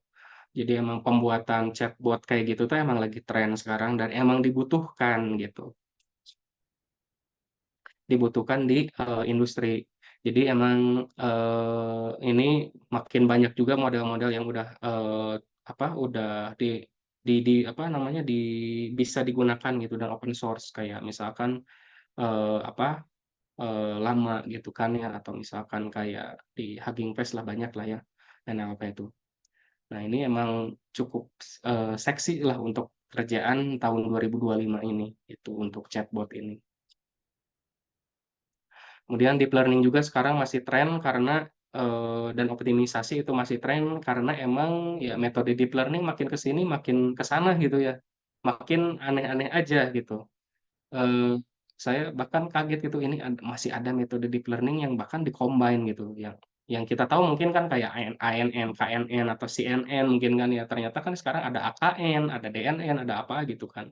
Dan itu tuh kombinasi gitu, bukan metode pure neural network, tapi kombinasi dari misalkan kayak, apa, KN itu, dari Kolmogorov apa itu yang paling baru tuh kemarin, jurnal apa ya saya baca, itu sampai waduh gitu, ternyata secepat ini loh gitu, pace-nya itu dan kita harus bisa menyesuaikan itu gitu. Nah kalau misalkan kayak dimensional reduction yang kayak apa, metode-metode decision tree itu udah mulai ditinggalkan gitu. Nah untuk alasannya kenapa nanti kita jelaskan. Nah ini, data engineer nih, data scientist itu ternyata emang harus bisa data engineer juga ya. Karena emang, kayak Spark itu dibutuhkan seperti saya sampaikan sebelumnya atau Azure gitu, sering digunakan ini biasanya kalau Azure sih di luar negeri sih. Kalau di Indonesia itu biasanya menggunakan, apa, ETL-ETL yang, lebih sederhana gitu. Ini di sini kayak Hadoop dan oh ya kayak Docker tuh penting ya untuk data scientist itu, soalnya ketika kita mau deploy model itu kadang-kadang lingkungan atau environment, dari user-nya itu belum siap kadang-kadang. Nah, kita harus bikin image sendiri, sehingga model kita bisa running di, apa, sistem mereka tanpa mengganggu sistem mereka gitu. Makanya ini Docker tuh lagi trending sekarang ini, implementasi Docker itu. Di sini bisa dilihat ya data engineer itu sangat penting, jadi emang harus paham gitu, kayak sekarang juga saya rada kaget gitu, ini data scientist kok kerjaannya kayak eksplorasi datanya Spark, eksplorasi datanya Kafka, atau datanya NiFi gitu kan. Ini kan kerjaannya data engineer, kenapa saya ngerjainnya kayak gini gitu. Tapi ternyata emang, ya itu emang part of kerjaannya kayak gitu ternyata eksplorasi data di situ gitu. Dan yang ini yang, mungkin masih jarang gitu ya, dilakukan, apa, yang masih, apa namanya, fresh gitu. Cloud skill itu sekarang sangat dibutuhkan ya. Jadi kayak AWS itu sangat mahal itu, sertifikasi AWS itu kalau bisa lulus itu cukup bernilai lah untuk perusahaan kalau misalkan teman-teman punya sertifikasi AWS. Terus kayak Spark itu harus bisa gitu, kayak sekarang lebih ke real time data analisis soalnya. Kemudian kayak Kubernetes, kemudian ada apa, kayak Hadoop, Docker itu udah saya sampaikan tadi ya, itu sangat krusial untuk seorang data scientist. Dan itu nilai sertifikasinya itu cukup diperhitungkan di, job, apa, vakansi di seorang data scientist. Jadi kemungkinan kalian bisa menjadi seorang data scientist di perusahaan tuh kalau misalkan punya sertifikasi AWS itu 19,7% loh. Bisa masuk gitu. Jadi ya saya, sangat encourage lah buat teman-teman semua buat, sertifikasi yang seperti ini gitu ya, untuk mengembangkan soft skill kalian dan, menyesuaikan dengan kebutuhan industri. Nah untuk next-nya ini catatan yang kedua adalah growth pathway-nya. Nah jadi data scientist itu bagaimana sih karirnya gitu? Apakah, cuma kayak junior, jadi associate, senior, udah aja kayak gitu, terus ngapain lagi? Nah ternyata emang seorang data scientist itu ada 3 ya growth itu. Ada yang leadership track, ada yang jadi spesialis, ada yang jadi industri option. Nah, yang pertama ini adalah jadi leadership track. Nah, di sini untuk leadership track itu adalah orang ini bukan ini ya, ini core kompetensinya itu adalah skill yang harus dimiliki selain menjadi seorang data scientist. Bukan berarti kalian mengebaikan yang tadi bisa Python dan lain-lain ya. Tapi, apa, selain menjadi seorang data scientist, kalian juga harus bisa manajemen proyek, manajemen tim, manajemen resiko, dan lain-lain. Dan tujuan itu apa? Untuk nge-lead tim, data science kalian gitu. Jadi nggak bisa bekerja sendiri, dan ketika kita jadi seorang tim ya butuh leader. Nah, inilah seorang leader tuh harus memiliki skill ini. Harus memiliki emotional intelligence yang baik, soalnya nanti kayak sama business user kan itu yang menyampaikan, biasanya ya PIC-nya ya yang bertanggung jawab terhadap use case-nya. Tapi seorang leader harus bisa melindungi anggotanya gitu ketika business user-nya meminta sesuatu yang nggak masuk akal gitu. Nah, leader inilah yang bergerak gitu, negosiasi dengan user-nya. Nah, ini seorang leadership memang harus memiliki komunikasi yang baik dan manajemen yang, cukup berpengaruh gitu di, kemampuan, kompetensinya. Kemudian, PET yang kedua adalah menjadi seorang spesialis. Nah, kalau menjadi spesialis di sini harus memiliki, spesialisasi. Kamu pengen jadi apa nih? Nah, biasanya seorang data scientist itu ada 3 sih yang spesialisasinya. Jadi analitiknya, ada fokus di machine learning-nya, atau di cyber security-nya biasanya. Jadi kalau misalkan di bagian analitik itu biasanya di bagian, ketika nerima data dia lakukan EDA, dan ketika lakukan EDA itu dia melakukan metode-metode yang, cukup komprehensif untuk menjelaskan keadaan datanya. Nah, sedangkan untuk jadi ML engineer atau machine learning engineer ini lebih ke kemampuan coding-nya, kemampuan environment-nya, kayak, lebih ke bagaimana, life cycle dari modelnya gitu, harus bisa menggunakan kayak, model versioning, misalkan kayak MLflow gitu kan ya, dan ada cyber security gitu ya, ini untuk data governance-nya biasanya. Nah, ini core kompetensinya ya semuanya sama ya, harus paham pemrograman dan coding, dan harus paham metodologi penelitian gitu.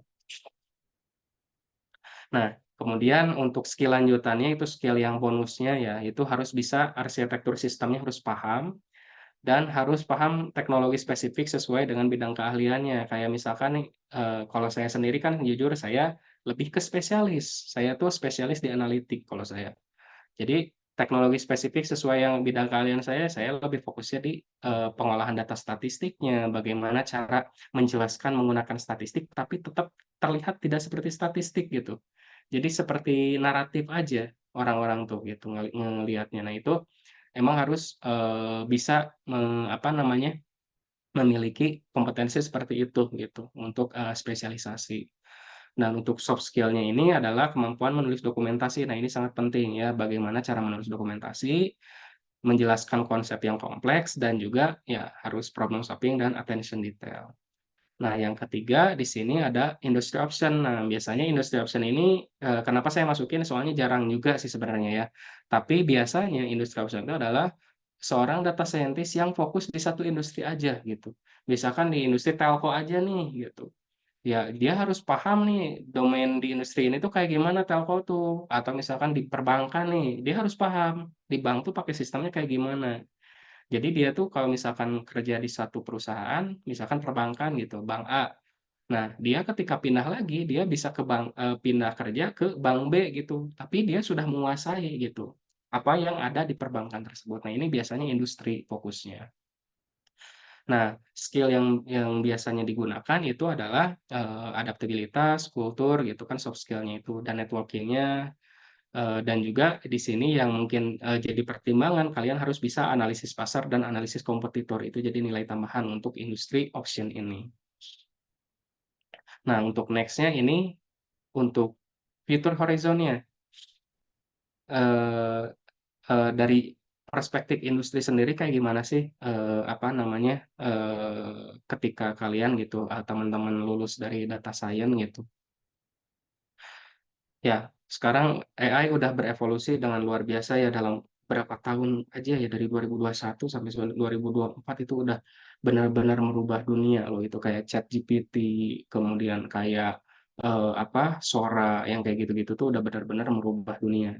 Jadi evolusi AI itu udah luar biasa. Di sini advanced neural network yang tadi saya sampaikan kan, metode-metode neural network sekarang udah kombinasi, bukan jadi satu metode aja. Kemudian LLM sekarang udah banyak, chatbot-chatbot yang luar biasa cerdas, bahkan, kayak GPT-4o itu kan setara sarjana gitu kemampuan reasoning-nya. Sedangkan kayak Claude Sonnet itu reasoning-nya bahkan di atas undergraduate gitu, di atas sarjana reasoning itu gitu. Itu kan tantangan buat kalian gitu, untuk, bukan kalian, tantangan buat kita gitu, apakah kita kalah dengan cara berpikir komputer padahal kita yang menciptakan komputer tersebut. Kemudian computer vision juga sekarang udah mulai dikembangkan, kayak mobil-mobil listrik kayak Tesla kan udah self-driving yang kayak gitu-gitu udah di luar, ya udah di luar imajinasi kita, ternyata bisa diimplementasikan. Kemudian real time AI processing time, nah ini yang lagi tren sekarang, makanya kayak penggunaan Spark atau aplikasi-aplikasi yang streaming itu penting kalau sekarang untuk dipelajari sekarang.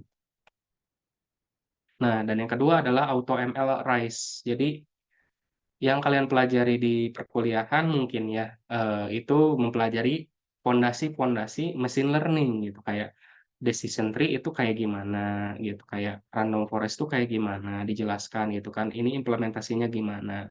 Nah, pada kenyataannya di industri itu udah ada kayak end to end ML pipeline automation gitu. Jadi kayak proses dari awal, sampai akhir tuh udah bisa otomatis gitu. Kemudian, automate model selection and optimization. Nah ini, penerapan kayak ML Flow. Jadi ML Flow itu salah satu versioning-nya model, dan dia ketika model kita itu dijalankan, itu tuh ada kayak nanti tuh, retraining model lagi nih.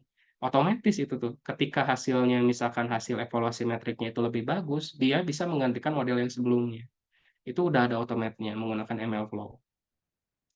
Kemudian ada low code dan no code, ML development. Mungkin ini kayak ini study master mungkin ya. Jadi kayak kita pengen ngapain nanti dibikinin ML-nya sendiri gitu. Bahkan nggak usah nge-coding.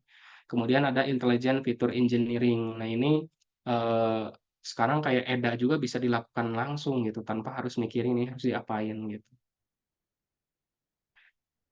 Nah, terus etika dan privacy. Nah ini yang paling sering diabaikan dan sering lupa mungkin ya. Jadi banyak seorang data scientist tuh lupa gitu kayak data security governance itu, perlindungan manajemen data itu sangat penting. Jadi data bocor itu adalah suatu tindakan kriminal. Kemudian regulatory compliance standar itu tuh, adalah syarat kepatuhan pembangunan AI. Jadi AI-nya itu tidak mencelakakan manusia gitu, itu harus ada aturannya. Kemudian kayak ethical AI development-nya juga gitu. Jadi ketika mengembangkan AI itu harus beretika dan bertanggung jawab. Jadi jangan asal aja gitu. Asal keren, asal bagus, asal kayak gimana, enggak, ada aturannya, ada etikanya ketika membuat model. Kemudian ada bias and fairness mitigation. Di sini untuk bias and fairness tuh jadi tidak menyudutkan, satu atau dua pihak gitu, misalkan lebih ke SARA mungkin. Jadi kayak modelnya itu nanti, lebih menyudutkan di satu satu penganut agama tertentu misalkan gitu. Jadi tidak boleh itu, harus fair gitu. Model tuh menceritakan apa yang sudah di-train sama dia gitu. Jadi emang ada beberapa etika dan privasi yang harus dijaga ketika pengembangan model ini. Ya kayak, kayak beberapa mahasiswa yang saya ini juga bimbing juga gitu skripsinya yang di ITERA itu kan ketika ngebangun sebuah model, saya selalu tekankan, ini datanya publik atau enggak, misalkan kayak gitu. Kalau enggak publik, kamu harus statement di situ ada limitasinya bahwa, data yang digunakan ini bersifat privacy dan hanya untuk kepentingan edukasi dan tidak ada penyalahgunaan data. Jadi harus harus ada NDA-nya gitu bahwa penulisan kalian tuh bertanggung jawab, kayak gitu. Ya. Dan mungkin yang terakhir, ini yang saya suka dari ini ya, quote dari Steve Jobs ya. Itu "Stay hungry, stay foolish." Ini adalah salah satu yang, eee, mindset yang paling harus ditanamkan di seorang data scientist tuh ini. Harus ngerasa terus lapar dengan ilmu, harus terus ngerasa paling bodoh. Masih ada orang yang lebih pintar, saya harus belajar lebih banyak lagi. Jadi jangan jangan nge-stuck di situ. Ketika kalian ngerasa saya pintar, justru di situlah kalian ngerasa bodoh, gitu. Mungkin, segitu materi dari saya mungkin ya, Bu. Oke, terima kasih Bapak. Sangat menarik Iya, sekali ya Bapak.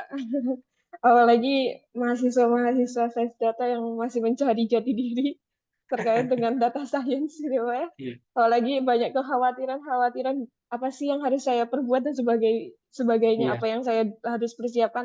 Apalagi sekarang kan kayak seperti yang Bapak bilang tadi ada di pemaparan Bapak, sekarang perusahaan-perusahaan banyak yang tidak melihat ijazah dan sebagainya. Nah, mhm, pertanyaan paling yang sering ditanyakan, bagaimana kita apa ya, tidak kalah saing dengan orang-orang mhm, yang tadi Bapak bilang gitu kayak gitu. Itu betul, betul. kira-kira tips and tricksnya seperti apa ya Pak ya? Kalau kalau apa namanya? Kalau kita sebagai mahasiswa sains data ITERA harus berbuat apa? Apakah harus baca buku kah atau seperti apa ya Pak? Mungkin Ya, seperti apa?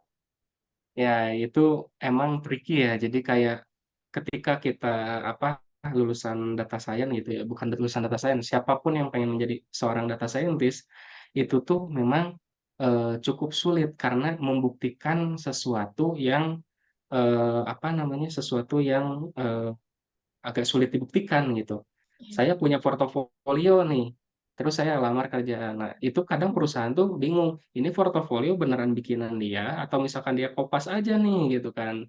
Nah, makanya kadang-kadang ada perusahaan yang kalau misalkan pengen apa nggak mau perusahaan yang mau ribet itu biasanya kayak ngadain tes aja gitu. Dikasih use case, coba kerjakan ini, nanti apa namanya apa kayak ditontonin gitu, kerjain ini, Oh, datanya ini, coba selesaikan idenya kayak gimana, kamu pakai model apa, jelaskan, sampai evaluasi metriknya kayak gimana gitu, oh, dengan data kayak yang live coding sederhana. ya Pak? Iya, jadi langsung gitu, live code gitu kan. Atau ada juga yang misalkan dikasih waktu 3 hari nih, nanti bikin report, jadi kayak bikin research report. Nah itu jadi emang daya saingnya itu emang disetarakan gitu. Kadang-kadang yang lulusan dari data science, lulusan dari sistem informasi, lulusan dari matematik, fisika itu disetarakan sistemnya. Karena di seorang data scientist itu yang dinilai adalah kemampuannya, bukan di atas kertasnya gitu. Makanya di sini bagaimana cara membuktikan selain itu untuk mendapatkan nilai yang lebih, harus punya sertifikasi yang jelas gitu. Kayak misalkan Iya. sertifikasi AWS gitu, itu jelas ada, bisa dilihat. Atau misalkan sertifikasi dari misalkan, pelatihan-pelatihan yang kredibel misalkan, ya misalkan apa ya, yang di sini tuh, saya lupa lagi namanya apa ya, pelatihan data science yang emang emang, pelatihannya cukup, cukup ini ya, costly gitu, tapi emang Hmm, bertanggung jawab dan emang, kompetensinya emang jelas gitu. betul Jadi betul. emang, seorang data scientist memang kayak gitu sih, abu-abu sih. Soalnya tidak semua orang, tidak bisa bisa membuktikan gitu. Seperti itu sih, Bu. Oke, terima kasih Bapak. Mungkin Mhm, bisa diterapkan sama mahasiswa-mahasiswa kami terkait mhm, dengan apa yang harus dipersiapkan dan sebagainya ya Pak. iya, Mungkin untuk mahasiswa-mahasiswa atau audiens-audiens teman-teman kita yang ada di Zoom, kalau ingin bertanya silahkan angkat tangan atau raise hand, atau bisa dituliskan di chat kolom komentar gitu ya. Oke Bapak, untuk sebagai Bapak kan kebetulan lecture juga ya Pak ya. mhm, Eh, untuk Bapak sebagai lecturer dan juga praktisi gitu. mhm, Eh, menurut Bapak apa bedanya kita sebagai apa ya di pendidikan kita kan lagi iya, kuliah ya oh iya, rata-rata lagi kuliah gap-nya ya? dan secara real real di lapangan itu seperti apa ya Pak? Iya, Kadang mereka agak kaget sedikit Pak kalau misalnya dia KP atau apa, oh ternyata beda banget ya Bu, oh ternyata harus improve ya Bu. Itu betul. kira-kira menurut Bapak seperti apa ya Pak ya? Iya, iya. Itu memang, bukan gap-nya bukan sedikit sih, itu gap-nya itu jurang sih itu. Iya betul. Karena saya kan emang, awalnya, di dunia tertariknya di dunia akademisi gitu kan dulunya itu, Hmm, kayak suka betul. nulis dan lain-lain Hmm, gitu. Kemudian terjun ke praktisi kaget, ternyata di dunia praktisi itu pace-nya cepet, dan itu sangat cepet gitu, bahkan saya kaget hmm, gitu. Padahal dulu waktu jadi akademis itu kayak, kayak ketika melakukan sesuatu tuh kayak yang step by step, terus kayak ini tuh harus sempurna gitu. Bahkan kayak kalau saya baca-baca jurnal nih, kayak jurnal-jurnal yang menggunakan AI atau machine learning itu, saya suka mikir gitu kayak ini akurasinya 95% gitu, kayak F1 score-nya bahkan 98%. Ini modelnya luar biasa bagus loh. Tapi pada kenyataannya nggak bisa diimplementasikan. Soalnya Iya, di betul. perusahaan itu, di praktisi itu bukan Hmm, masalah modelnya bagus atau enggak, tapi hmm, implementable atau enggak, siap. gitu. Iya. Walaupun kayak akurasinya nih di bawah 90%, misalkan Hmm, 88%, tapi responsibility-nya bisa dipertanggungjawabkan, hmm. bisa berjalan, tidak membebani mesinnya, itu justru lebih dihargai daripada model yang 98% tapi nggak bisa jalan gitu. Betul, Jadi ada. emang beda fokus gitu. Jadi fokusnya itu bukan mencari akurasi, tapi fokusnya itu lebih ke bagaimana menyelesaikan masalah gitu. Jadi kayak misalkan kayak di ini nih, kalau misalkan mahasiswa kan menulis skripsi, ada mahasiswa yang takut nih, aduh ini gimana ya, hasil akurasinya cuma 75% 70%. atau misalkan Iya. cuma 80%, nanti sama pengujinya nanti disuruh ngulang lagi katanya gitu kan. Iya, betul. Tapi kalau kalau saya sendiri sebagai ini ya praktisi, justru ngelihatnya itu penelitian yang kayak gitu ya, misalkan dia hasil penelitiannya udah best effort nih, udah benar-benar udah maksimal, udah mentok, ternyata akurasinya itu cuma 78%, penelitian dia tuh bukan gagal, justru dia berhasil membuktikan bahwa metode yang dilakukan itu adalah tidak bisa dilakukan. Iya, betul, Pak. Gitu. Iya, Pak, betul, Jadi betul. kadang-kadang idealisme di akademisi itu bisa bisa jadi kacamata kuda gitu. Iya, betul, Pak. Gitu. Jadi tidak semua itu bisa diimplementasikan di real case loh gitu, real world case loh gitu. Yang penting mah implementable dan bisa Hmm. dipertanggungjawabkan gitu. Oke, Pak. Mungkin saya akan membacakan pertanyaan di kolom komentar ya, Bapak ya. Ya, silakan. Ada dari Wulan. Perkenalkan, nama saya Wulan. Izin bertanya mengenai role as data science yang telah dibahas Bapak tadi. Apakah dari Bapak terdapat tantangan selama menjadi data science? Apa benar menjadi data science mencakup menjadi data analis dan data engineer juga, Pak? Kalau di secara praktisinya, atau Hmm. data science itu dapat memilih fokusnya di data analis kah atau data engineer kah atau Hmm. sebagainya, Pak? Menurut Bapak seperti apa? Ya. Kira-kira. Jadi secara ini pengalaman saya sendiri itu ketika Hmm. menjadi seorang data scientist itu bukan pilihan kamu pengen fokus di data analis aja, data engineer aja, tapi itu adalah suatu keharusan gitu. Jadi ketika menjadi data scientist, artinya kamu harus menerima diri kamu sebagai generalis, bukan jadi spesialis. Jadi ketika mencari data, ya kamu harus menjadi seorang sosok data engineer. Kamu harus bisa, tapi bukan berarti harus jago gitu. Menjadi data analis, harus bisa, tapi nggak harus jago gitu.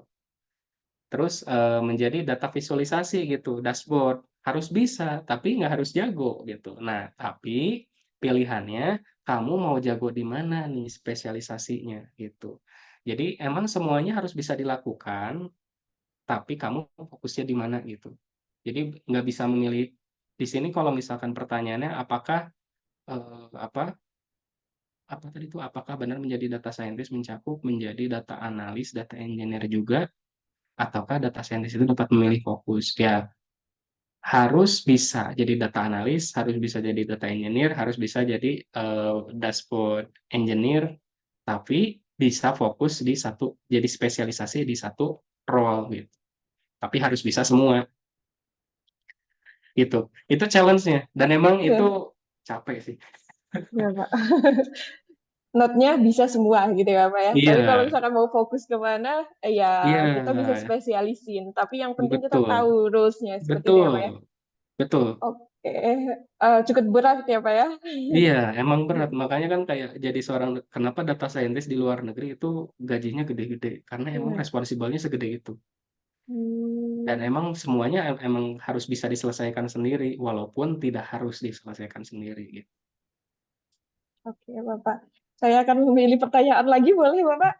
kita akan silakan. memilih, mungkin nggak bisa semuanya karena banyak sekali nih. Saya pilih beberapa Iya. yang apa namanya kira-kira menarik ini buat Bapak jawab gitu ya, Pak ya. Mm-mm. Oke, saya akan membacakan terkait dengan dengan nama video Samuel ya, Pak.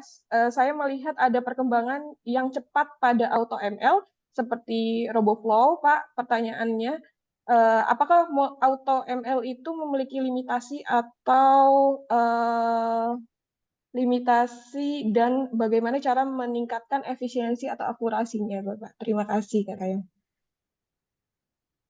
Terkait RoboFlow, Pak. Menurut Bapak seperti apa tanggapan Bapak terkait perkembangan RoboFlow? Oh, oke. Jadi kayak AutoML itu, jadi gimana ya? Itu tuh kayak pedang bermata dua sih.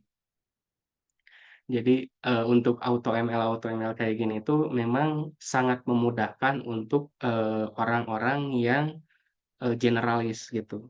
Jadi kayak ketika dikasih use case, kita pengen ngambil dari dari bird view-nya dulu, secara luasnya dulu. Itu AutoML tuh biasanya diimplementasinya seperti itu. Bukan menjadi model apa namanya, bukan jadi final modelnya gitu.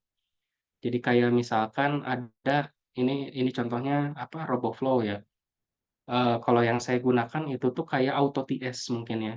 Itu AutoML kan. Jadi AutoTS tuh mencari model time series yang paling bagus dengan parameter yang paling optimal gitu. Jadi kayak semua model dimasukin nih data ini cocoknya yang mana gitu kan ya AutoML tuh.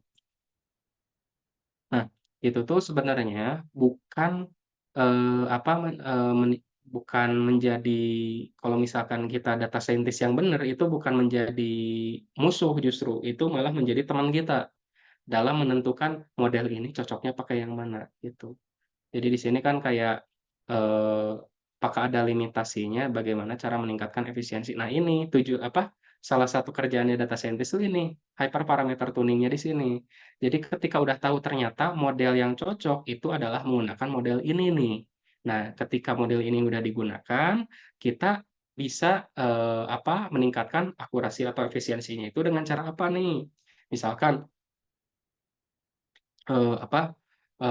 dengan cara metode ensemble misalkan, atau misalkan menggunakan pendekatan algoritma yang sama. Misalkan kan kayak implementasinya itu yang disarankan nih modelnya itu adalah menggunakan neural propet misalkan yang disarankannya. Itu kan cukup berat modelnya. Nah, apakah dengan neural propet ini kita coba substitusikan nih dengan efisiensi limitasinya di industri yang tidak bisa terlalu berat modelnya. Coba yang lebih dekat dengan neural network neural propet itu apa sih? Apakah kita bisa implementasikan propet aja ataukah kita bisa mengimplementasikan model ini? Jadi kayak stepping stone sih, bukan bukan lebih ke pemilihan model yang top gitu. Gitu sih. Jadi kayak support kita aja sebenarnya, jadi teman kita kalau misalkan bisa menggunakannya dengan baik. Gitu sih. Oke, Bapak. Menarik sekali ya, Pak. Hmm. Ini mungkin ini ada yang bertanya, Happy Syahrul Ramadan. Izin bertanya, Pak, sebelumnya. Perkenalkan, nama saya Happy Syahrul Hmm. Ramadan dari Sains Data. Apa saja tantangan utama yang dihadapi oleh data science saat bekerja di data lab atau ya terkait dengan data ya, pengolahan data seperti itu? Hmm. Ya. Mungkin apa saja, Pak? Oke, mungkin di sini diluruskan ya, data lab ini sebenarnya kayak slang saya aja sih untuk meluruskan bahwa ini tuh kita di laboratorium Betul, ya. Pak. Bukan berarti saya kerjanya di data lab ya. Iya. Apa saja tantangan utama yang dihadapi seorang data scientist ya? Data yang paling utama itu eh, yang masalah itu yaitu datanya. Datanya itu adalah musuh kita sebenarnya gitu. Betul. Dan itu, ya itu ketika kalian terjun langsung ke jadi seorang data scientist, itu data yang biasa kalian lakukan di pelatihan, yang datanya itu missing value-nya cuma berapa persen gitu. Kayak datanya itu yang none-nya berapa persen, bagaimana cara input datanya, apakah interpolasi itu kan sederhana gitu. Tapi ketika di real world case-nya Ya kayak saya tadi, dari ratusan ribu data, ternyata yang kepake cuma 4,5%-nya. Apakah 4,5%-nya itu bisa menggambarkan keadaan seluruhnya? Nah itu, tantangannya itu di situ, riset dari data yang kotor gitu. Jadi Betul, Pak. tantangannya itu bagaimana kalian, teman-teman ini, bisa berpikir bahwa, ketika menghadapi data yang tidak enak itu gitu, bisa menghilangkan idealisme kalian gitu, dan bisa menyelesaikan masalah, yang user, ingin solusi dari kita, seperti itu. Oke, Jadi Bapak. permasalahan utamanya itu emang datanya, tantangannya itu. Gitu. Oke, mungkin selanjutnya pertanyaan selanjutnya ya, Bapak. Kita ke apa yang ini. Kan tadi Bapak bilang fokusnya ke analisis ya, Pak. Mhm. Analitik gitu ya, Pak, ya. Ini ada pertanyaan terkait dengan itu. Bagaimana seorang data scientist menjaga validitas dan integritas data selama proses analisis yang kita lakukan untuk metode kita gitu ya, Pak, ya. Mungkin bisa dijawab, Pak. Bagaimana seorang ahli menjaga validitas dan integritas data Integritas. selama proses analisis? Validitas data dan integritas, ini maksudnya gimana ya? Validitas dan integritas Mungkin data. kayak ya gimana ya ini juga ya. Mungkin menjaga menjaga datanya tuh tetap apa ya, tetap berkualitas mungkin ya Pak, mungkin ya dari Mbak Sula Oh, ini. oh ya, Jadi ya, oke, kita oke. memproses tapi tidak merusak data tersebut mungkin seperti itu ya Hmm, kayaknya. Dan integritasnya oh, mungkin tadi yang Bapak bilang terkait dengan data kan kadang-kadang bukan milik kita sendiri, bisa aja itu data pribadi dan sebagainya. Itu bagaimana kita hmm, sebagai saintis tidak merusak data tersebut walaupun kita hmm, memprosesnya gitu, Pak. oke. Jadi di sini untuk menjaga validitas artinya kan Mhm. bagaimana cara menjaga bahwa data itu tetap legit gitu kan ya. Iya betul, gitu. Jadi ya ketika melakukan pemilihan data itu tuh bagian paling krusial gitu. Ketika dikasih use case ini bagaimana cara solve-nya, itu tuh kita harus cari tahu dulu data apa yang akan kita gunakan. Dari mulai tipe datanya seperti apa dan akan diapakan datanya itu. Apakah jenisnya time series kah atau misalkan nanti kita menggunakan NLP kah. Nah, setelah, kita tahu datanya seperti apa, data type-nya seperti apa, nah baru di situ kita mulai, fitur engineer. Nah, fitur engineer ini harus, menjaga nih, kayak kita harus misahin kayak data data yang akan kita analisis ini, apakah data training, apakah data testing, atau semua datanya. Nah, ini harus dijaga nih, kayak validitas datanya. Kemudian kayak eee ketika melakukan, pengumpulan datanya, apakah data ini akan mengganggu nanti proses yang lain atau enggak, gitu. Jadi emang ini tricky sih pertanyaannya ya, kayak menjaga validitas tuh ya ini bagian dari SOP sih. Dan ini biasanya, kalau misalkan di tim kita gitu ya, di tim data science, untuk menjaga validitas dan integritas itu tuh kita saling ngejaga antara anggota sih. Jadi kayak misalkan saya ngerjain satu use case, nanti tuh ada bagian yang nge-review kode yang saya kerjakan, ada yang nge-review hasil, insight yang saya dapatkan gitu. Jadi saling review gitu kerjaan orang lain gitu. Jadi ketika ngerjain sesuatu gitu kan, nanti di-review misalkan sama saya, "Oh ini kayaknya ini ada kebocoran data deh." Misalkan di bagian, sel ini. Nah kadang-kadang, itu ya makanya kita nggak bisa one man show itu kan. Mungkin di situ sih untuk menjaga validitas dan integritas data tuh lebih ke kolaborasi dengan antar anggota tim kita sih, sama menjalankan SOP sesuai standar pengolahan data untuk dianalisis. Mungkin seperti itu secara singkatnya. Mungkin lanjut Pak untuk pertanyaan selanjutnya banyak sekali soalnya yang antusias terkait dengan tema Bapak. Ini selamat siang Pak, perkenalkan nama saya Randa Andriana Putra. Izin bertanya, pengalaman atau proyek apa menurut Bapak yang paling berkesan atau dinotis sampai sekarang selama menjadi data scientist dan mengapa? Mengapa itu sangat memorable ya Pak, memorable untuk Bapak gitu ya Pak. Jadi ada dua use case yang di project ini ya, project IOPS ini ya di Telkomsel yang paling saya benar-benar berkesan itu. Yang pertama itu adalah project untuk root cause analysis. Itu benar-benar saya eh, yang orang lain tuh udah nyerah gitu. Dan saya coba nyelesain use case itu dengan pendekatan yang berbeda gitu. Jadi udah bingung ini mau diapain, ya tadinya kan kayak mau dilempar aja lah ke ChatGPT gitu kan, atau misalkan di apa ke OpenAI dan lain-lain lah intinya. Itu buat nyelesain masalah mereka. Tapi kan itu data governance. Ketika kita ngelempar API ke sana, data dari perusahaan tuh bakalan bocor gitu kan. Itu udah nggak boleh kayak gitu. Nah, bagaimana caranya? Nah, itu saya brainstorm gitu sama teman-teman semua, teman-teman DS semua tuh harus diapain nih? Apakah kita harus build LLM sendiri dan itu bakalan costly dan benar-benar consuming, atau kita bisa menerapkan metode yang lain? Nah, saya di situ melakukan pendekatan model hybrid ya. Jadi menggunakan metode yang cukup kompleks, NLP itu benar-benar modelnya itu kompleks banget, menggunakan data trainingnya itu berapa ratus juta data itu log data saya training sampai saya pakai 3 laptop buat training modelnya dan harus selesai dalam waktu 2 bulan itu karena udah ngaret banget. Dan ternyata model saya itu ketika saya build modelnya dan diimplementasikan itu dinotis sampai kan kalau di Telkomsel itu kan tingkatannya tuh ini ya apa dari mulai manajer GM sampai ke manajemen. Terus kan di atas Telkomsel itu sebenarnya masih ada kan ya di Singtel namanya, Singapura Telekomunikasi.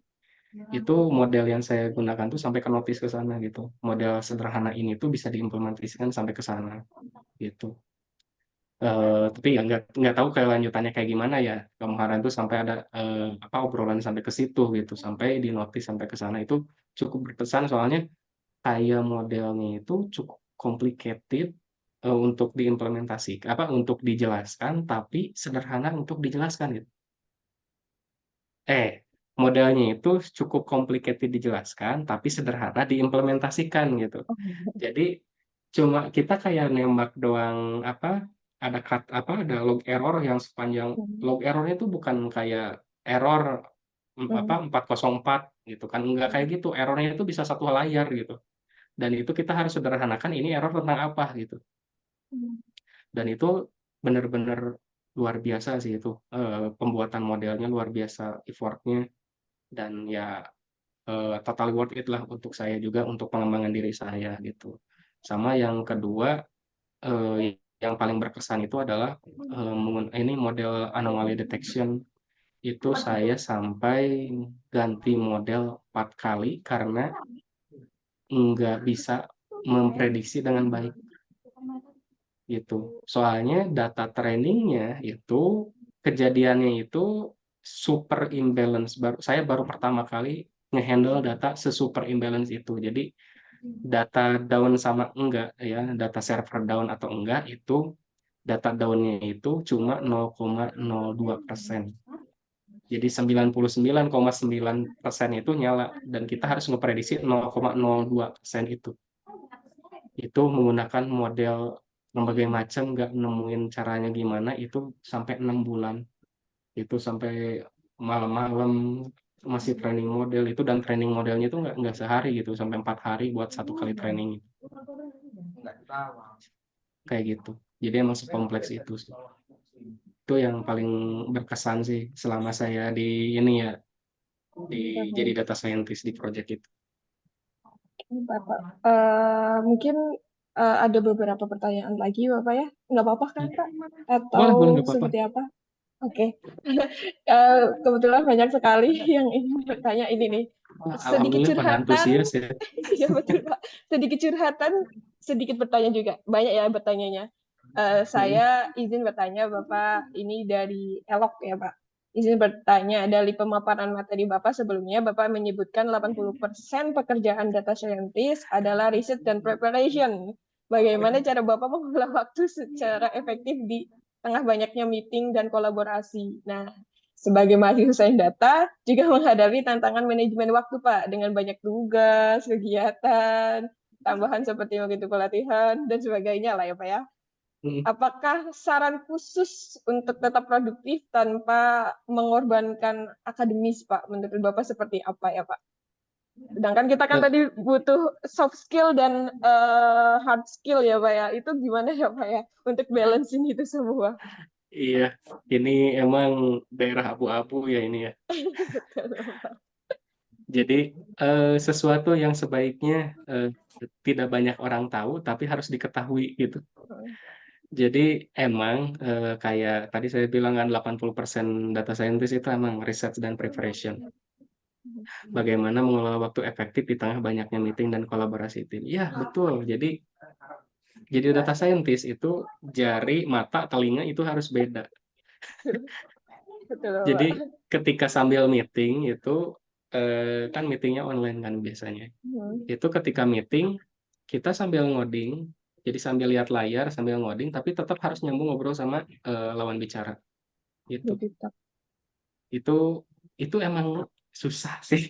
Saya juga membiasakan itu cukup sulit sih, tapi lama kelamaan biasa sih jadi multi Multitasking. apa namanya bisa Multitasking, mengelola berat. multitasking itu. Hmm. Dan juga ini yang mungkin sebaik ini salah sebetulnya sih, tapi ya emang emang kayak gini gitu. Jadi untuk fokus di akademi di risetnya atau dilakukan pekerjaannya itu kan kalau siang biasanya fokus di meeting. Kapan kerjanya untuk modeling dan lainnya itu biasanya malam gitu. Jadi emang dikasih WFH kerja WFH tuh emang karena bukan 8 jam kerja gitu. 8 jam kerja itu untuk kayak meeting, kolaborasi dan lain-lain, dan untuk kerjaan tuh kadang-kadang itu di luar jam kerja sih. Dan kenapa saya mau melakukan seperti itu ya karena dasarnya suka dan karena emang penasaran, makanya harus punya growth mindset itu.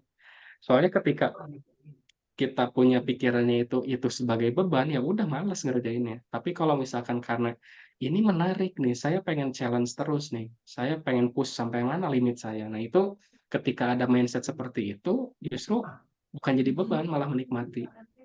Seperti itu sih. Mungkin sedikit curhatan dari mahasiswa Hmm. kami ya, Pak ya. Mungkin Ya biar selanjutnya. biar Iya, jadi Pak. ini juga sih consideration gitu bahwa jadi data scientist itu nggak mudah gitu. Betul, Pak.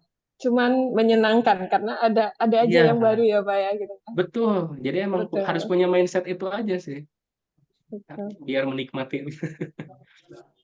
Betul ya, Pak. Mungkin itu ya, Pak ya. Pertanyaan dari mungkin banyak yang berpikir seperti ini. Kan data science berkembangnya cepat tuh ya, Pak ya. Bagaimana cara kita mengejar kecepatan itu gitu, Pak? Nah, itu kadang-kadang kita tertatih-tatih tuh untuk mengejar itu, Pak. Apalagi kayak dulu, kayak Bapak kan tadi ada beberapa slide terkait dengan apa namanya metode-metode yang lagi hype sekarang gitu ya, Pak ya. Dulu hype-nya mungkin kayak contoh machine learning, NN dan sebagainya gitu. Sekarang kayak NLP dan sebagainya itu kan perkembangannya padahal baru beberapa tahun udah bergeser-bergeser. Nah, kita sebagai anak data science ya, bagaimana kita tips and tricksnya lah ya mungkin ya. Tips and tricksnya agar kita tidak ketinggalan dengan hal itu mungkin Pak.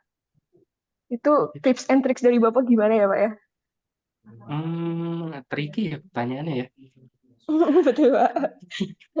Soalnya ketika bagaimana cara kita untuk up to date dengan model terkini, ya baca sih itu. Jadi nggak bisa bohong sih ya kayak misalkan kayak time series aja. Time series ada model yang saya suka nih misalkan model yang benar-benar kayak robust banget ketika diimplementasikan itu. Kan saya salah satu model yang paling saya suka tuh itu Nixlabs itu saya paling suka modelnya karena diimplementasikan di industrinya sangat mudah dan nggak ribet gitu ketika memodelkannya. Nah itu ketika mempelajari Nixlabs itu kan Nixlabs itu kayak kumpulan model-model ini kan, model-model stats model, neural model gitu kan, ML model. Nah itu tuh kan banyak nih model-modelnya. Nah ketika saya membaca itu misalkan di situ ada kayak model stat model di situ. kayak start model tuh ada apa aja nih, misalkan kayak ada model T-Bats, misalkan ada model ETS, ada model ARIMA, ada model kayak gitu-gitu. Nah, ketika dibaca itu tuh saya bukan ngelihat dokumentasi dari Nexla-nya, tapi saya ngelihat ini saya belum tahu model ARIMA tuh ngapain misalkan, atau misalkan model T-Bats tuh ngapain. Nah, saya tuh pelajarin. Soalnya biasanya model-model yang udah lama itu melingkupi model-model yang udah baru sekarang. Nah, tugas kita adalah mengejar ketertinggalan itu. Jadi ketika kita nggak tahu, kita pelajari. Biasanya ketika kita mempelajari, kita malah dapat pertanyaan baru. Nah, ketika dapat pertanyaan baru, justru nanti malah nemunya itu ujungnya di mana gitu. Kayak gitu. Jadi kayak nggak akan ada beresnya sih sebenarnya kalau belajar tuh ya. Betul, Kayak, Pak. kayak metode yang ini aja kayak metode fuzzy aja itu metode paling salah satu metode time series paling jadul kan gitu, zaman Paling dulu banget legend. tahun legend banget itu. Tapi ternyata kan sekarang metode fuzzy itu ada ininya, metode apa neural network fuzzy itu ada kan. Udah, Itu Pak. kombinasi fuzzy dan neural network kan. Itu kan baru kemarin 2021, 22, 23 gitu lupa lagi saya. Nah, itu kan dengan saya mempelajari fuzzy gitu, fuzzy misalkan fuzzy yang digabungkan dengan metode lain, ternyata malah ada fuzzy yang lain nih yang terbaru. Nah, itu kan jadi kayak ketutup lagi gitu sama sesuatu yang baru, Ya, jadi belajar terus sih. ya. Berarti intinya kita harus belajar sepanjang hayat kita selama kita jadi Iya, data betul. science gitu ya, Pak ya? Iya, emang Oke. kelihatan kedengarannya emang klise, tapi emang iya sih. Emang Emang seperti iya itu ya. keadaannya sih. Oke, Bapak, terima kasih untuk jawabannya. Mungkin last question ya, Pak ya. Silahkan diganti slide. Oke. Nah, saya dari Hairul Amar, izin bertanya, Pak, bagaimana cara menentukan bahwa suatu kasus benar-benar membutuhkan penyelesaian menggunakan machine learning, dan bagaimana menilai kesiapan model untuk diimplementasikan, khususnya dari segi dampak yang dapat diberikan model tersebut, bukan sekedar akurasinya saja kan ya, Pak ya? Kayak Hmm. sebagainya dan sebagainya, banyak hal yang harus dipertimbangkan. Kira-kira apa aja ya, Pak ya? Dari Khairul Amar Sidik, Pak. Oke, menarik ya pertanyaannya. Menentukan Mm-mm. kapan menggunakan machine learning ya, kapan ya. Jadi kalau misalkan di industri itu emang, ya, saya nggak tahu ya industri yang lain ya. Kalau kalau misalkan di tim saya itu ketika mengerjakan use case itu ya rada kasar sih. Do as stupid as you can gitu. Lakukan benar-benar ya sesimpel mungkin, sebodoh mungkin gitu. Jangan sampai ada model yang dipelajari di situ kalau bisa gitu. Gunakan statistik aja kalau bisa. Sehingga ketika kita menggunakan statistik aja tidak ada tidak ada evaluasi, tidak ada apa-apa gitu. Jadi benar-benar berdasarkan data. Dan ketika ditanya, ini performanya seperti apa? Ya itu sesuai dengan datanya, keadaan datanya, tidak ada performa kayak akurasinya berapa apa, itu kita benar-benar mengkalkulasikan aja. Nah, kalau misalkan tidak bisa dilakukan statistik nih, misalkan kayak predictive model, misalkan kayak apa namanya load load rekomendasi gitu kan, itu kan nggak bisa pakai statistik kan, itu harus berdasarkan historical value-nya kayak gimana nih. Nah, baru consider ke machine learning. Nah, ini nih, ketika machine learning itu diterapkan, sebisa mungkin gunakan metode machine learning yang paling sederhana dulu. Jadi jangan, ini saran personal aja sih sebenarnya. Jadi jangan, eee, karena pengen stand out dan kayak kelihatan kompleks, saya menggunakan neural network nih. Nah, itu neural network ya kayak, model-model neural base itu sangat dijauhi sebenarnya di industri, karena itu sangat berat dalam proses training-nya, dalam life cycle-nya, dalam, dalam interpretasinya terutama ya. Itu tuh sangat berat tanggung jawabnya, sehingga sebisa mungkin gunakan metode statistik, kemudian kalau tidak bisa gunakan machine learning, kalau misalkan emang machine learning belum sampai juga, baru ke neural base model gitu. Nah, bagaimana menilai kesiapan model untuk diimplementasikan? Nah, ini ada SOP-nya sebetulnya ya. Jadi nanti kalau misalkan di apa di real case-nya itu ketika kalian lakukan riset itu kan di notebook biasanya. Nah, ketika udah di notebook itu udah beres nih analisisnya, udah beres modelingnya di notebook. Nah, nanti biasanya dibikinkan script gitu. Script yang ketika di waktu ketika di running dia bisa manggil modelnya gitu. Jadi harus bisa bikin script. Sekali jalan itu bisa menyelesaikan apa yang kalian kerjakan gitu modelnya. Nah, nanti itu dilakukan kayak di lokal dulu gitu, kayak nanti dilihat nih di save biasanya filenya itu Spark Web biasanya. Dilihat apakah hasilnya itu memuaskan atau enggak nih. Nah, kalau misalkan udah memuaskan, baru dilempar ke server gitu. Kita coba nih di environment di environment perusahaan. Apakah bisa diterapkan atau enggak? Nah, caranya diimplementasikannya ganti asalnya di save-nya itu file lokal, sekarang dilemparnya ke database yaitu di SQL misalkan gitu ya. Nah, di situ tapi di development, bukan langsung di production-nya. Nah, ketika di development itu dinilai terus modelnya kan kita lihat nih, apakah modelnya ini bisa dipertanggungjawabkan atau enggak, itu biasanya sekitar 1 sampai 2 hari biasanya dinilainya. Jadi kayak monitoring terus tabel di development tuh, apakah dia reliable atau enggak, kita hitung metriknya nih, apakah akurasinya konsisten atau enggak gitu. Nah, ketika setelah 1 atau 2 hari itu, wah ini kayaknya udah oke nih, tinggal ganti aja ke production kayak gitu. Nah, khususnya dari segi dampak yang diberikan model bukan sekedar akurasi. Iya, betul, kestabilannya juga. Jadi akurasi itu bukan tolok ukur yang bukan cuma itu aja yang diukur gitu. Jadi kestabilan modelnya, terus penggunaan resource-nya juga si model itu di environment kayak gimana, dan lain-lainnya juga sangat dipertimbangkan. Seperti itu mungkin jawabannya. Oke, terima kasih Bapak atas jawabannya. Mungkin maaf Bapak ada beberapa curhatan juga dari mahasiswa kita terkait dengan bagaimana eh, apa terkait dengan kekhawatiran-kekhawatiran mereka tentang tim manajemen, tentang bagaimana menentukan metode ya Pak ya. Hmm, Eh, Terima kasih juga untuk Bapak Adira Rahmadian terkait dengan sharing sessionnya terkait dengan pengalaman langsung eh, sebagai dosen dan praktisi ya Bapak ya. hmm, Sangat membantu sekali untuk mahasiswa kita yang lagi prepare untuk terjun langsung ke dunia iya, industri. Mungkin saya akhiri untuk sesi ini. Saya sekali lagi eh, minta maaf juga kalau misalkan ada salah-salah kata ya Bapak ya. iya. Terima kasih juga untuk sudah menyempatkan waktunya untuk berbagi dengan mahasiswa-mahasiswa saya. Saya akhiri ya Bapak. Assalamualaikum warahmatullahi wabarakatuh. Saya kembalikan lagi kepada MC kita, Fedia Zomi. Waalaikumsalam. Terima kasih ya Bapak. Iya, sama-sama ya, Bu. Baik, terima kasih Bapak Adi Ramadhan atas penyampaian materinya. Wah, tidak terasa ya, ternyata kita sudah berada di penghujung acara.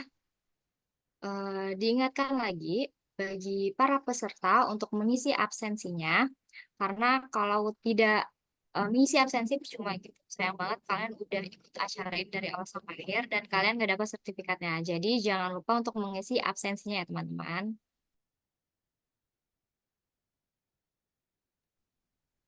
Nah, untuk yang terakhir yaitu penutupan. Sebelum kita tutup bersama, saya selaku MC pembawa acara pertemuan seminar hari ini memohon maaf yang sebesar-besarnya apabila ada